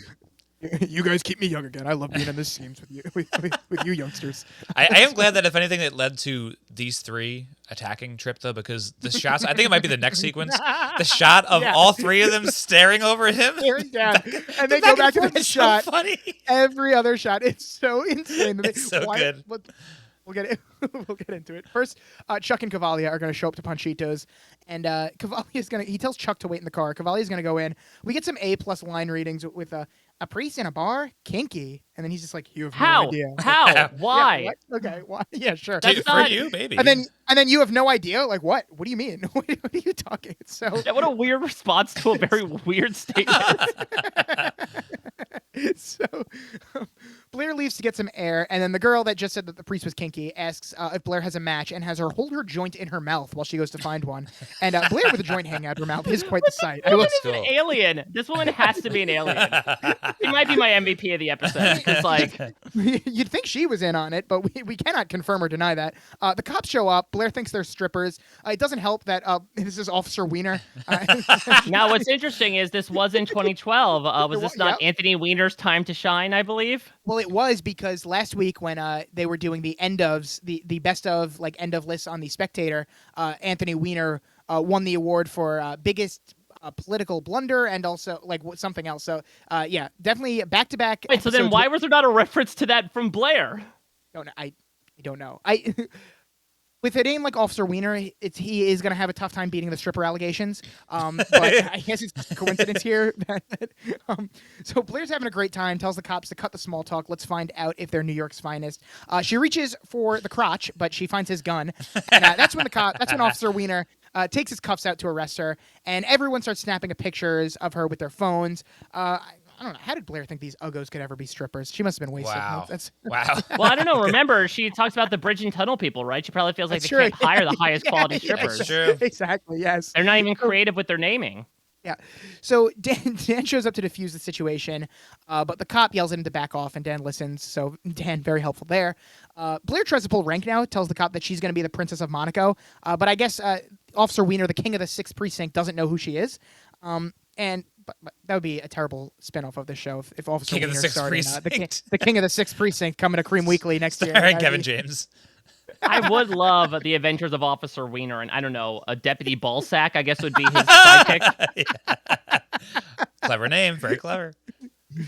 Next time Rufus is just giggling, Dan's gonna be like, "What are you doing?" He's like, "I'm watching the new episode of Wiener and Ballsack." On Cream That Weekly. ballsack is such a card. Oh, Ballsack's wife. It's not going well between them. Before getting carted off, Blair throws her tiara into the crowd, screaming, "I love you, New York!" Which is incredible. This is the only moment of the entire episode I really enjoyed. Is Blair. I love drunk Blair so Yeah, much. she's funny. Chuck chooses now as the time to get out of the car after Blair has been carted away, and so Dan obviously thinks that Chuck is now the one behind it. We're going to go to the 6th Precinct. Blair's no longer buddy-buddy with Beatrice. She comes out screaming at her, blaming her for she must have paid the girl to give her the joint and then tipped off the cops because you wanted to humiliate me in the eyes of Sounds the plausible. world. But Noble Dan is here to tell no, it's not Beatrice's fault. It was Chuck's with his zero evidence. His only evidence is that Chuck He happened saw to be him there. He showed up the exact same time that Dan did, too. I mean, Dan's just trying to get Chuck out of the way so he can go back to 2nd place in the Blair sweepstakes. Right. Yeah. It's funny how he's even trying because he knows he'll never be number 1, but he just wants to be like rising the ranks. He wants to be the runner-up, right? Yeah. It's like if something Exactly. happens to that first place person, you're right there. That's true. Exactly. They If, call if him Trip has anything to do with your brake fluid, then Dan's Real, right behind you. Yeah. a real Ron DeSantis strategy from Dan here. He's really battling for 2nd place just in case something might happen to Louis. If he gets indicted at some point, who knows? Sounds Who knows? incriminating. Beatrice wants to speak with Blair privately, so Dan stays behind to wait for Blair's thing. He hits the guy with a "How you doing?" which was it came out of nowhere. Yeah. Right New York And look, Dan. was that a Penn Badgley improv, you think? That he's just It like, might I don't have know how to been. end this Yeah. scene? Exactly. That must have been it. So this is when we have Nate, grandfather, and Serena all staring down at Trip and boy, Keyword they must have down. loved this shot Very- because they keep going down. The 3 fucking, just like arranged in a way where they're all just like disapprovingly. Why didn't they glaring. let Trip stand up? Nope, you're not allowed. Your walking privileges are revoked. Why were they arranged that way? Who did it? Were they like, all right, Serena, you crouch down a little. I'll stand over here. Grandfather, you get to my right, and we'll stand. And then when they would do I the was gonna shot say, back how- to Trip, they would just get like so much neck from like behind the neck. Like it was a lot of, I don't know, it's very cluttered in those shots. Maybe again, they couldn't afford that much space. Maybe they could only get half the room. It's like, great, just cramp in. Yeah. Get closer, get closer. So they make Trip start at the beginning, and now that they're like, we got you. Now you have to tell us the truth. He's like, okay, you did get me. You were hiding it the whole time. I guess I'll just tell you everything. Yeah. So he met Max the day of the accident. He offered to help Trip in exchange for money. Trip was so angry at grandfather that he paid Max to drain the brake fluid from the car. And here I'm like, wow. So Max seemed like a good guy up until like the last couple of episodes. Now he has no qualms about murdering someone as long as he gets his money. But then we find out that it turns out Max played him. He took the money and ran. So he did have qualms about murdering someone, but also just randomly changed his mind about wanting to get revenge on Ivy. Like he's just like, oh, I guess I got money now. I guess I'll just I'll say leave. yeah, So- whatever. I think he All right. called her to tell her that he's like, I got money, I'm out of town. See you around. Yes. Mike, we're not even going to bother to tell you what's going on with Ivy. We don't have She's time. not here to right explain now. this. It's I don't know fine. her. Don't worry about it. Yeah, she's not in this episode, so we're just going to leave her out of it. Okay. Okay. So Tripp did the deed himself, and he tries saying that like he didn't want anything happen to Blair. Clearly, he didn't care if Nate ended up in a wheelchair or worse. And this is when Tripp claims he never thought it would get that bad. So why was he doing this? I He's didn't like, think not just having wanted brakes it- would be that bad. Yeah, he's Yeah, like, I thought you just wanted to rough- bump a car and everyone have a good laugh. Yeah, I just thought you'd bump into a car and you'd get roughed up a little. What the fuck kind of excuse is that? That is insane. I mean, yeah, Blair got pretty roughed up, I'd say. How does Tripp not go to like jail? Like, what He happened? absolutely should. What happened? Did they just like let him go after this? Oh no. What did they Nate says grandfather's going with Tripp to the police. Oh yeah. Tripp wants to tell the police. Oh, what he is did. Officer Wiener gonna arrest him? I guess Officer Wiener. It's like a job. Ballsack's gonna put you away for life. Fucking- this guy goes back to Mrs. Wiener tonight and is like, you would not believe the day I had. All these rich, stuck-up people. Fucking- the Princess of Monaco was at Panchitos for some reason. Then fucking Congressman Tripp Vanderbilt apparently tried to murder his brother. Wait, he's a The editor congressman? of the Spectator. Yeah, yep, it's Congressman Tripp. Yeah, he is. Oh my god. Yeah. Where were we? We're at the point where they keep cutting that stupid shot of the three of them Yes, staring at Tripp. And then Tripp's like, yeah, I just wanted to ruin your weekend, not your life. And like, there are other ways to do that, Tripp. Oh my god. Yeah, like hide his shoes. Get gum in his hair. Yeah, exactly. Don't cut the brake light to his car. It's insane. Tripp just couldn't help seeing Nate succeed because they both know there's only so much of grandfather's love to go around. The hold that grandfather has on his little grandkiddies, as Nate will Seriously. point out later. Yeah, so grandfather not impressed with the answer of not enough love, and says that grandfather raised him to kneel before him, and now his life is over. So Serena, of course, just needs to make this about herself, and she's like, "Yeah, but remember the accident from 2 years ago? Don't want you to get off scot-free like you did last time." And this time he's going to pay for what he did, and Nate's going to see to it. So Serena gets a text from Dan telling her that Blair is at the precinct. Nate does not even react. He's just like, "You go. I'll take care of it here." And so Nate's going to go. Do you They've got think it he's gonna covered. murder Tripp? Is that what's That's gonna what- happen? think so. It seems like. Like That's roll what him it into that seems like, yeah. fireplace? Blair No, and don't worry. I'm Beatrice- just gonna rough you up a little bit by pushing you down the stairs. Yeah, I'm just going to ruin your weekend trip, not your life. It's time to drain you of your life fluid. Let's show you. My God, Nate. Blair and Beatrice are in the precinct. Beatrice is telling Blair that when Blair's face is all over page 6 tomorrow morning, she'll have no one to blame but herself. Oh, sorry. Blair says this to Beatrice, but the story won't be getting out because Beatrice bought all the phones and cameras off everyone at the bar. Go Beatrice, you know? So she says if anyone talks, it'll just be a rumor, no proof. And Blair has never been so happy for the demise of Gossip Girl. What do you think she spent on do each one of that? those? Yeah, I was gonna say. I mean, I guess luckily this is a time where like the cloud doesn't exist, so it's not like Right, things right. can immediately get backed up. Or like, did Beatrice immediately do this? Because I would immediately, if I took a picture of this, like send it to everyone I knew, being Right. like, "Oh my God, check out what Blair Waldorf's Yeah, doing." yeah, yeah. Right. Beatrice had to act fast. Fast, Yeah, very that's fast. a good point. Yeah, 2012. What was your asking price if someone offers you money for your phone on the spot? For the phone I had in 2012, $1.50. Oh wow! You see, I had just gone out of college and I actually got an iPhone as a graduation present. So like, it would have to be a chip. I'd say at least like 4 figures to get my Wow. phone off of me. Wow. Yeah, I think I'd say Beatrice can $1,000 afford that. I think Beatrice can afford that. Yeah, Yeah. I think she's. So, Beatrice pulls Blair's tiara out, puts it back on her head, and they share a nice hug. And you know, I was like, oh, I actually felt good things about Beatrice for once. She is so nice and so pretty. That was very sweet of her to say. That was very cute. Much better than Louis. I prefer her here to be here instead of Louis. I mean, if we're ranking the royals of this family, Beatrice far above Louis, and then the mom. Who cares? And a better accent too. Louis got the most annoying accent in the series. Is the actor? Because I know the actress for Beatrice is actually French. Is the Louis actor French? Yes, he is think also so, actually yeah. French, and so it's hard to Okay. tell if he's a bad actor or if he's just French. But I Right. think he's a bad actor. The infamous. That's the game Both. you play at a bachelorette party. Bad That's a actor, good French. Bad actor is French. Next time I go to the local, I'll have Gina play the game with me instead of charades. So grandfather and Nate here. Grandfather lets Nate know that he's going to take Trip to the police, and he thanks Nathaniel for the way he handled things tonight, and for never believing that he could have had anything to do with this heinous crime. Was it It also sounds incriminating too. No one was blaming grandfather. He's like, thanks for not believing it could have been me, buddy. Yeah, Was that on I the think table? it might be. So, Nate sarcastically tells grandfather, "Glad your conscience is clear." Nate's on a roll now. He tells grandfather that he's pitted Nathaniel and Tripfaniel against each other their whole lives. Everything's a competition, and the prize is your approval. It's the great Vanderbilt tradition. And so grandfather responds to this. He's like, "Need I remind you that Diana Payne would have never given you your job if I didn't pay her to." Like, how does grandfather think that will make it any better? Like, Nate's whole thing is he hates that he's a nepo baby more than anything else. So, like, Right. terrible response from grandfather. Yeah, Nate's just like, you know what, you're right. I'm gonna try to do something myself now. Yeah, he asks Nate if he really thinks he can make it on his own, and Nate tells him he doesn't know, but it's the only way it'll meet anything. So Nate set up some meetings with investors, and they'll be making grandfather an offer to, I guess, buy him out of his holdings of the Spectators. And I've got news for you. This episode marks the last appearance of Trip and William Vanderbilt, so no more cousin Trip and no more grandfather. Wow. They're joining- Whoa, I cannot I- believe this is a very special occasion that I was here for the last ever appearances Yes. of like these apparent supervillains. Yeah, the Yeah. Vanderbilts. They're That's kinda they're crazy. going to the oil rig with Carter.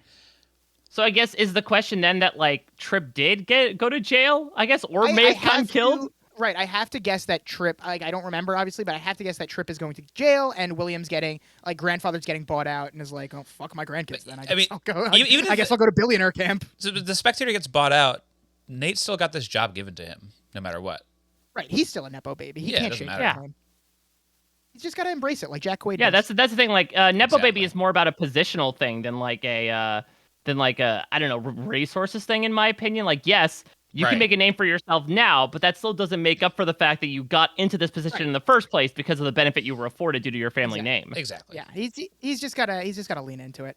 So Serena finally shows up to the bachelor party while it's at the bachelorette party at the precinct, and Blair's fine. They're not pressing charges. While Dan and Serena are alone, Dan wants to tell Serena. And Serena asks if he's fake breaking up with her, and that is exactly what's happening. And he says, "You know how guys say it's not you, it's me? Well, in this case, it's my book." Never heard that line before, but Serena says that he hasn't hurt her fake feelings because she would never. That should be in want the to book. get It's in such a the good way. line. Yeah, exactly. Rufus would be Just like yucking it up if you read that. Rufus would love the stretching line too. So Rufus is like, "Hey, can I pitch something for the book? Can you say, and that's what I call Plymouth Rock." I said that when I was watching the episode. It's an all-time Rufus joke. So Blair comes running in. She's excited to see Serena. She asks if everything's okay, and then she's like, "Oh, were you worried about little old me?"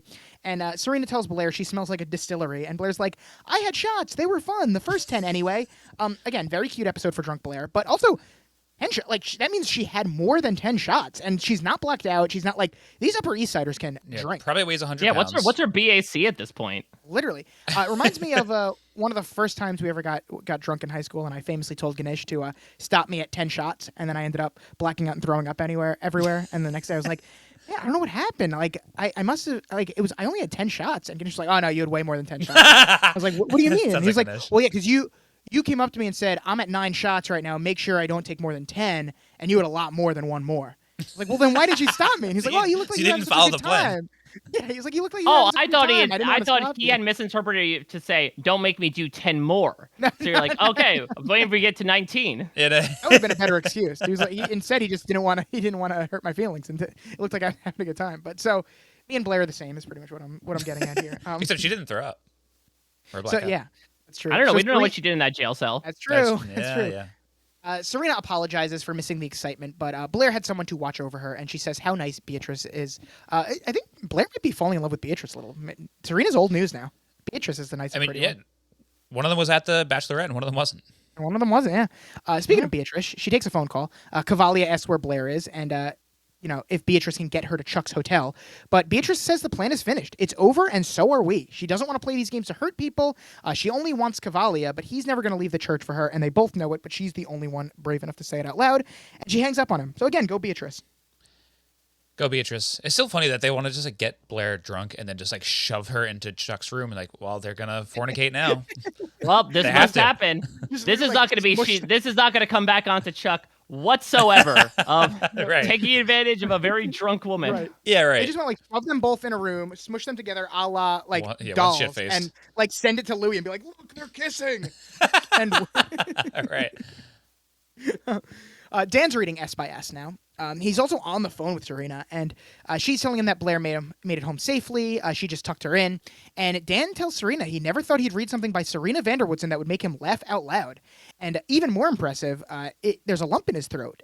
So kind of a read in itself, being like, "Never thought you would write something that made me feel anything." It's Yeah. interesting though, because I remember the last one that I was on all the way back in season 2. There was this like C plot of like Serena never thinking she was a good writer, and the teacher says like, well, yeah, that's because like Yeah. Dan's a little like stuck up boy who like consistently gets attention because he's so rich, but like you're actually a good writer. So it ended up being a fun full circle moment for me personally. That's right, There you go. that's right. You've been following the Serena writer plot from the very beginning. Both episodes that It's a big apply one. to it. It's a big one.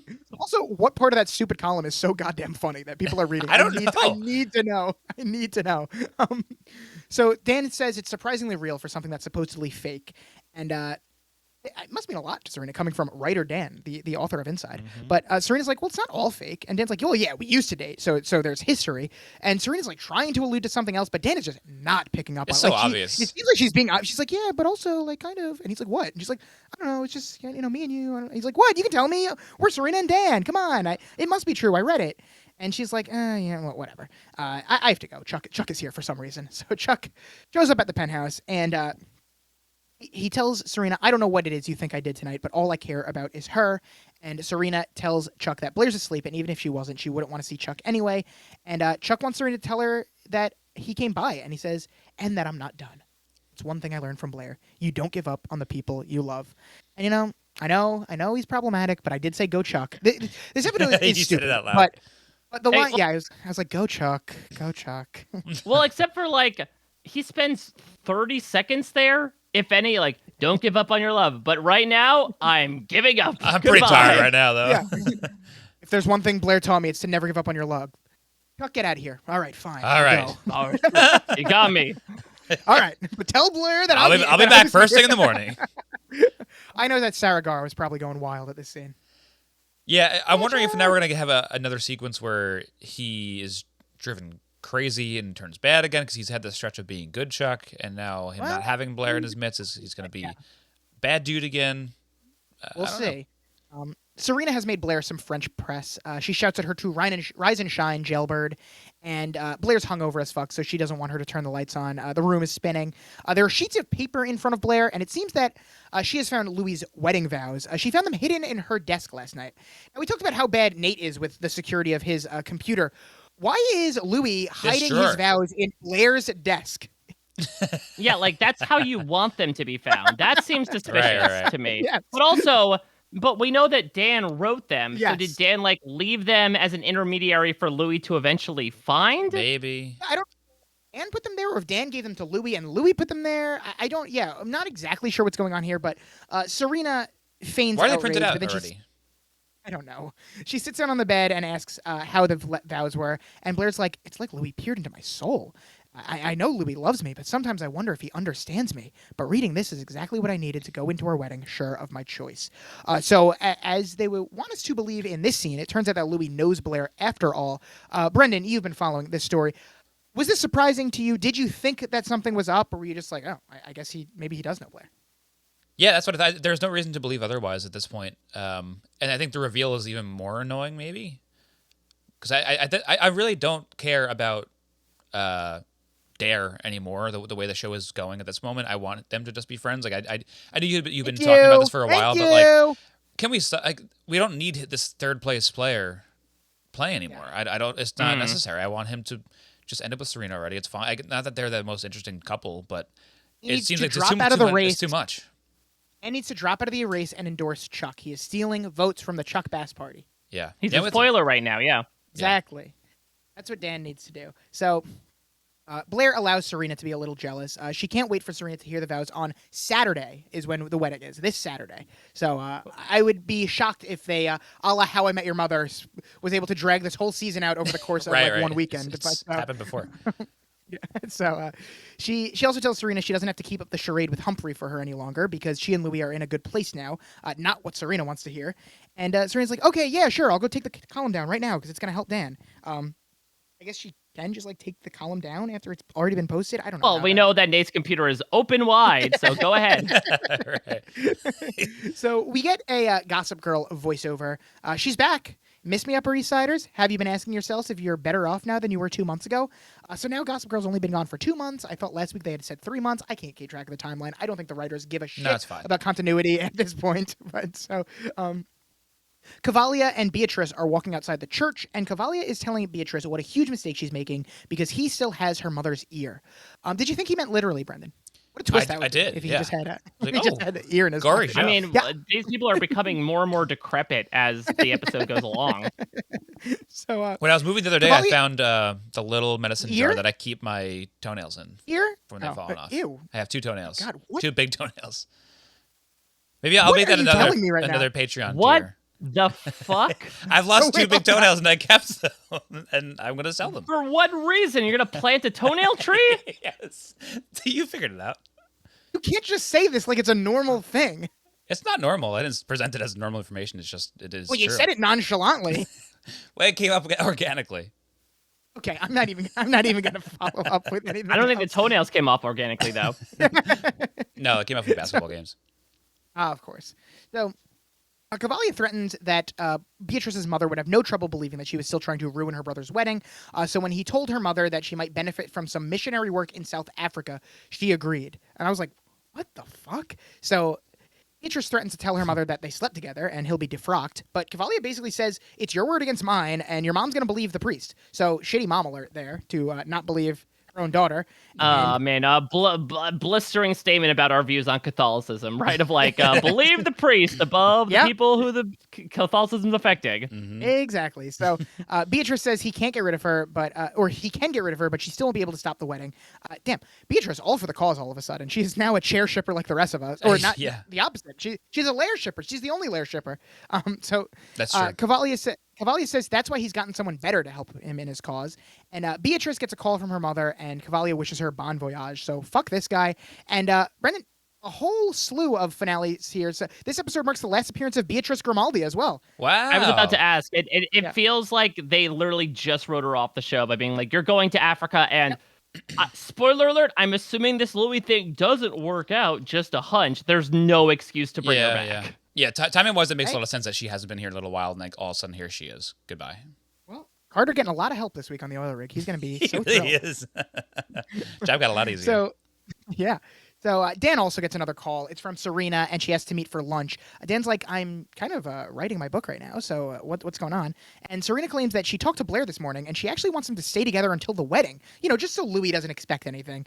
This is so sad and pathetic from Serena. I feel like for a very good episode for Serena, this is where I was kind of shaking my head like, come on. Yeah. I mean, I guess you're allowed to be a little selfish on this show, I suppose. It kind of just becomes what the territory, but still feels this is going to come back to bite her. Yeah, that's what I was going to say. And I said the same thing last week. It's like we're having this thing where every time you think that Serena might be having a good episode, she pulls something like this, and she asked Dan, she's like, would you hate that? And boy, would it have been great if Dan was like, yes, I'd hate that. Let's not do that at all. But Dan's like, he like seems clearly pained, but he's like, that's fine, just until the wedding, right? And Serena's like, yeah, but we should, probably still go out to keep appearances up. Either way, he's not eager. I guess an endgame, best case scenario, she tricks him into falling in love with her. I'm going to check what movies were in theaters. It's the end game. You're going to see what they were seeing in the movies. Yeah. Because Dan wants to get coffee, but Serena's like, no, dinner and a movie. And Dan's like, all right, fine. And so Dan could clearly not care less about any of this, but Serena is so excited. Okay. So they could have seen, number one in the pictures was, of course, the hit film Contraband. Second was the 3D release of Beauty and the Beast.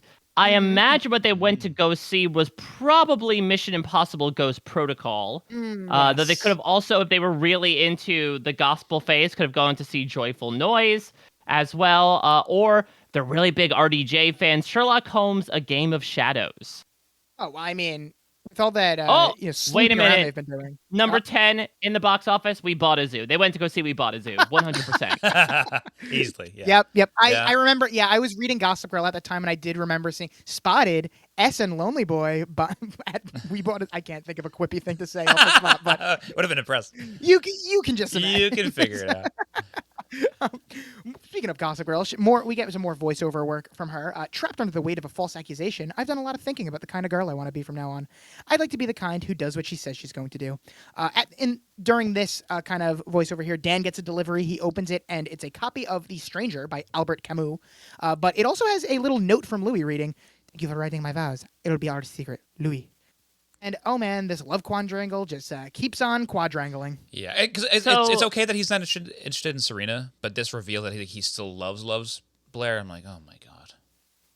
Was there a reference to The Stranger between the two of them earlier, or is it just like, I'm French, this is Camus, we love it that here? might be, yeah. There's no. I don't think there's any other reason why he was saying the voice. So it's strange. So the thing is, like, this implies that Louis knows that he knows Blair so little that he has to go to one of the many other people that are actually in love with Blair just to get his vows written, and like that's just okay with him. Someone like, that he sort of knows has had a thing for Blair for a while.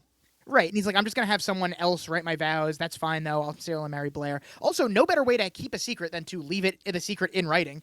Dear Dan, thanks for secretly writing my vows. Love, Louis. Hope no one finds this. XOXO. Yeah, he's really pulling a Gossip Girl of like, hey, thank you for this thing that nobody else should know about. Yeah. How much different would it have been for Louis to ask Chuck to write the vows? I don't know. A little Chuck's different? Not really a writer. Yeah. Well, no, Chuck would have done the exact opposite. He'd be like, Louis would be like, you are so smelly, Blair, and I am so unworthy of your That would love. have been good. Really think this is what Blair wants to hear on her wedding? Yes. Just trust me. She loves He's getting the negged, truth. of course. He's the truth. Chuck visits Cavalia. He has no interest in niceties. He just wants Cavalia to tell him what he knows. And he knows what is in Blair Waldorf's heart. And if Chuck doesn't want this wedding to happen, together they can make sure it doesn't. Chuck responds with the classic mindset of, she already thinks I'm a villain. I may as well become one. And who does that help? I guess there's some intrigue here. I don't know. Do you think that Chuck is actually becoming the villain again? Or is he like pulling one over on Cavalia? He hasn't done anything to show me that he's villainous yet, but we know he's capable of it. So I don't know. I think he's going to use Cavalia as much as he can to see if he can get where he's going. So they shake hands, and Gossip Girl closes us out with, you know what they say, talk is cheap. So if you don't have anything nice to say, maybe you should just shut your mouth. XOXO, Gossip Girl. And that is our episode. That's it. All of that happened. That was something. All of this happened more or less. So let's get into our segments here. Of course, my former favorite segment, user review of the week. Comedy fans still writing a review for every single episode. They give this episode an 8 out of 10 and say, I must say, I love Drunk Blair. Watching her bachelorette party was really funny. And at the end, it was incredibly sweet when she talked about loving somebody she can't be with. And we also found out who wanted Nate to get in an accident. That was pretty well done. All right, thank you, Comedy Fan. Okay. For that Well great done. recap. Next week, the episode title is GG. Any predictions based on the episode title? GG. We find out who Gossip Girl is. All right, interesting. Wow. Yeah, they just decided, all right, you know what? Trip's gone. Let Choice it is gone. rip. Mike, if you don't know what happened, feel free to predict what happens next week as well. Yeah, so listen, I don't want to ruin Brendan's possibility of going cold again, but GG typically refers in gaming parlance to good game. And so I would imagine this is maybe someone like trying to end something, you know, like, oh, this is over, good game. I mean, I'm imagining just based on the way things ended, like, it's got to continue to be wedding drama. I don't know how it can't not be wedding drama. Considering that we are, less than a week until the wedding happens. So I imagine that it's just going to be focused more so on the new CNC Chuck and Cavalia partnership as they're going to try to stop this wedding with another scheme. So I will say the little blurb on HBO Max says, "Will the royal wedding be a disaster?" ? And I will also say that GG is the 100th episode of Gossip Girl, so should be a big one. Should be an exciting one. The Gossip Girl one. We've made it to 100 episodes next week, Brendan. Kind of. We've done more. But well, yes, we have. We've had all the off-season stuff, cool. Of course, but 100 Gossip Girl recaps. Kind of nuts. Next week. Kind of nuts. This is our 99th. And it's felt like it. It's felt like all 100 have been there. Let's do some episode grades. I went first last week. Brendan, you can go first this week. What do you grade this episode? So one of the things I do agree with Comedy Fan with is that I do like Drunk Blair, but that might be the only thing I did like about the episode, as I previously mentioned. Everything else was super messy, very eye-rolly, a lot of ironic enjoyment out of this particular episode.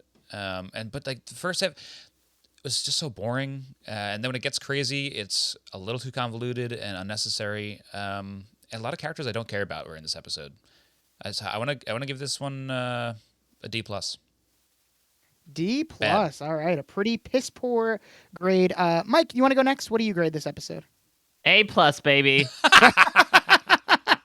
I love this because this was just absolute fucking wackadoo shit. Just like, and maybe I benefited from just getting dropped into the middle of this. Yeah. That I'm like, what the hell has this show become? Because again, it was still pretty wild back when I watched in season 2 when Blair's trying to get her teacher fired by alleging that she's in a relationship with Dan. Like, Sure. Now we have royal weddings, staged car accidents, multiple car accidents, and to me, it's just a great demarcator of just how ridiculous Gossip Girl has become, and I love that type of TV. We are in an era where Twitter has been celebrating Glee, which was a show in and of itself that also became incredibly ridiculous and off the rails. And so, like, listen, from an objective quality perspective, yeah, it's probably closer to Brendan's grade, but like, I had a great time being dropped into the middle of this, trying to piece together whatever the hell is going on, and the sting had me in titters. I was like Rufus. Like, this was so wildly stupid. I had such a great time with it. The D+ to A may be like the biggest discrepancy in grades we've really seen between crazy. two people. I will reveal that mine will be in the middle of the two. Okay. So it seems that we are back to the season 5 tradition of one good storyline and the rest we can just skip.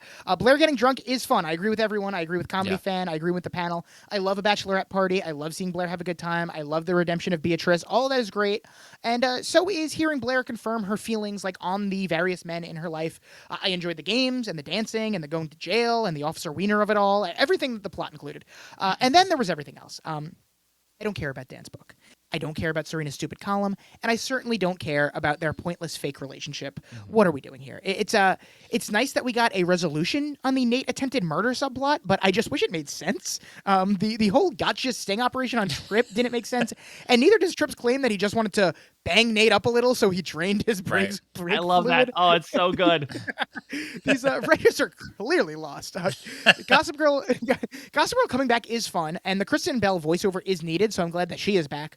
The reveal that Dan wrote Louis' vows, I think is fine. It's like, yeah, all right. So Dan Her is still Gossip in Girl love with reveal is Blair. not the best. Right, there's obviously been better reveals. And then Chuck and Cavalli teaming up is fine also, I guess. Like, it could be something, but now it's nothing. So in conclusion, the episode is kind of ho-hum for me. I gave it a C, so better than the D+. It's still worse than the great grade that Mike...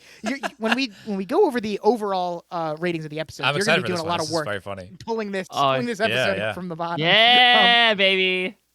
Let's do the MVPs. Brendan, who's your MVP for this episode? Not a lot of choices for me in this one, but there was somebody that we keep mentioning that did stand out. It's got to be Rufus for me. He's having a great season. He had a great time all episode long. He's got no problems in the world, not a care in the world. He's just enjoying his favorite He's column. having a great time. Way to go, Rufus. All right. Mike, who is your MVP of this week? I mentioned it before. She was there for a good time, but not a long time. Give me Panchito's wench, the lady outside the bar. Yeah. Panchito's wench. She had two lines. That is how I will write her down in my notes. I know for a fact I will be looking back You at my will notes never when I'm remember what that is. tallying up the MVP totals. I'm going to say, who the fuck is Panchito's wench, and why does she have one MVP this season? I mean, I loved it between her completely nonsensical line of like, oh, priest at a bar, kinky. And then her being like, oh, here, lady, hold my joint in your mouth. Yeah, maybe write in parentheses in your notes, priest in a bar, kinky. That'll help you remember. Or Like confuse one me of the further. in a very ridiculous episode, maybe like the most ridiculous 1-2 punch of the entire episode. Honestly, I hope she becomes main cast moving forward. She will. Hope Panchitos becomes the regular place for these characters. The new hangout. So my MVP, I am happy to give Beatrice a farewell MVP. She won me over in this episode. She does the right thing. She ends up clicking with Blair, and then she makes the ultimate sacrifice and gets banished to South Africa just to help Blair. And as Blair says multiple times, she is so nice and so pretty. So farewell, Beatrice. You were terrible until your final episode, and for that I will reward you. So she gets an MVP on her way out. Brendan, who's your LVP? I'm gonna give Beatrice my LVP and fully What? cancel you Cancels out. it out. Why did you do that? She loses her way and gets sent Oh, to do no. missionary style in South Africa, and she's off the show. Did you misunderstand what her? What her I punishment was? I didn't- understood correctly. Mike, who's your LVP for this episode?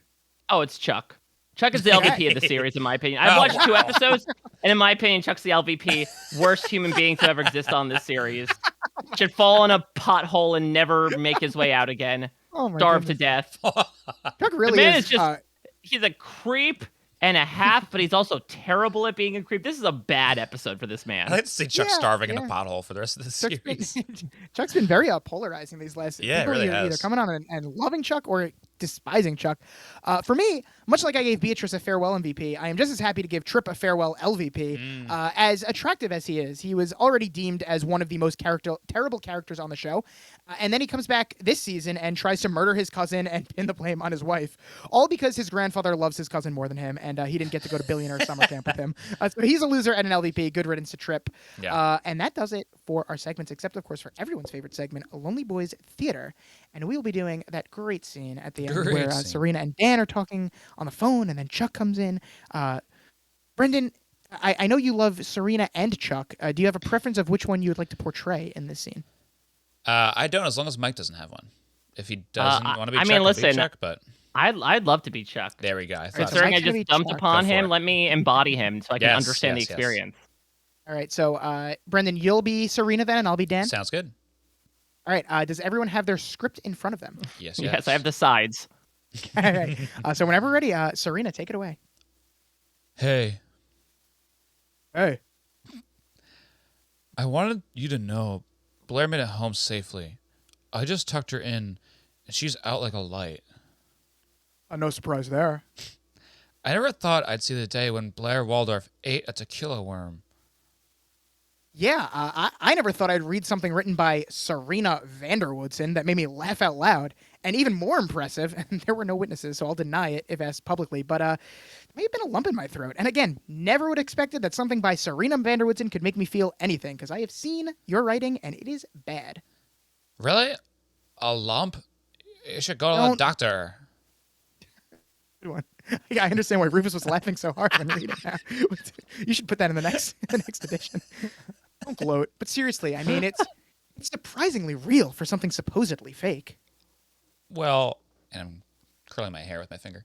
Not all fake. No, I know. We dated for years. I mean, really only 1 year, and then we were kind of off and on and off for a while. But so of course there's history there. Yeah, other finger now. But But what? I don't, just whatever. Have a good night, okay? Kind of weird, but no. What is it? Tell me. We're Dan and Serena. You can tell me anything. It must be true because I read that online. Oh shit, Chuck just got here. I gotta go. I don't know what he's gonna do. You're not the only one that can be. Wait, what? Oh, huh? What? Wait, okay, all right, bye. You need to leave now, Chuck. I don't know what it is that you think I did tonight, but all I care about is her. Blair's asleep, okay? And even if she wasn't, she wouldn't want to see you or that, whatever's going on there. Oh, well, tell her I came by and that I'm not done. That's one thing I learned from Blair. You don't give up on the people you love. Oh, wow. Wow, it's like we were watching the episode again. That was not pulled directly from the episode. That was us acting. So wow, Wow. another One of the great job by more everyone. interesting portrayals of Chuck we've had in this show. What? I'm pretty sure I clocked him. Yeah, no, He that was did, pretty he good. did. That was really good. So that does it for everything except for plugs, of course. But before we get to that, Mike, thank you again for Thank making you, thank time you. in your busy schedule for Of us. Thank you for course. becoming the 20th member of the Two Timers Club. Do you have anything you'd like to plug at this hour? Yeah, so a bunch of things. Thank you both for having me on, Yes, giving me an yes. excuse to watch Gossip Girl, especially with the redonkulous episode that this was. Best of luck for you guys as well. I mean, you're hitting the big 100 Oh, plus yeah. next week, but then also it seems like 5 out of 6 seasons, right? Nearly down. Like you're encroaching upon that end game, which I Yeah. know Right. it's not an easy thing to do because I'm covering a lot of TV as well. I am covering Battlestar Galactica over on Post Show Recaps, where I am in the Brendan spot where I've never seen the show before, and that is, I mean, listen, Gossip Girl is pretty twist heavy. Battlestar Galactica is right up there in terms Really? of just the Okay. twists and turns. Fun. So I'm doing that alongside Josh Wigler. I'm also covering Fargo, True Detective there, getting into my lovely female-based cop dramas. But then over on the reality TV side of things is where things are hopping. We're in a little bit of a cold period when it comes to the CBS reality TV, which is mainly what I cover. But before we know it, Survivor, The Amazing Race are going to be back. I'll be back to my usual Michigas, including preseason interviews for that. And you can find out everything I'm doing, as well as you can check out my Cameo as well. And I'll give you a Oh. Oh. Chuck Bass reading if you like to, Hell with that yeah. impeccable impression. It's all at a Mike Bloom type on social media. All right. And perhaps speaking of cameos, Brendan, I know. what are you plugging? Well, I've only been plugging our Patreon so we can get 20 new patrons this season to get our Kelly Rutherford cameo. But if we don't reach our goal of 20 this year or this season, we will have to get our Mike Bloom cameo instead. If we reach 10 new That's the consolation subscribers prize. That, you know this what? season, I'll we'll take take it. We'll take the Mike Bloom So, cameo. Brendan, you're getting a cameo regardless, but it's Yeah, either going to yeah. be Kelly Rutherford We're or at Mike 6 Bloom. this season so far. We only need 4 to Pick get to the your Mike poison, Bloom really. number. I've seen Okay. that we've had a little bit of a slowdown in new subscribers this week. We are on like a 1 per week track as of late. So let's pick up the pace a little bit. Let's get more subscribers so we can get to the Mike Bloom level and then surpass that and get to Kelly Rutherford. So that's at patreon.com/boysmedia now, where you can get our Sandy Boys OC coverage. And if we get 50 new patrons, I will somehow make it so that Kelly Rutherford and Mike Bloom do a joint cameo That's for perfect. you. Yes, Where yes. not only Listen, will I'll they do be it. together, but they will be smoking a joint as well. There'll be a kinky priest behind them. Cheetos wench. Yes, and there'll be a kinky We'll try to make the arrangements happen, but your money is good. It'll happen. As for me, I don't know. Traders, watch that. That's been fun. Yeah. Saviors, Green Day. Ah, That's yeah. coming out when this Soon. releases. Soon. But yeah, so listen to the music I listen to, watch the shows I watch, and then we could all talk about them. Oh, you mentioned Maneskin, I think, last week, and Yes, have you I listened? did know of them. I didn't realize that was who I had heard. They're good. They're weird. They were weird and fun. Good. I love them. Have you listened to their most recent album? I didn't go and do that yet. No. Oh, get on it, baby. Okay. Maneskin. All right. Everyone should listen. Besides that, you can follow me on Twitter at MattyFresh24. You can follow Brendan at Ruppy Puppy. You can follow his other podcast, The Hoppy Boys, at The Hoppy Boys Pod. And you can come back next week where we'll be breaking down the 100th episode of Gossip Girl, GG. But until then, you know you love us. XOXO. Lonely Lonely Boys. Boys. Bye-bye.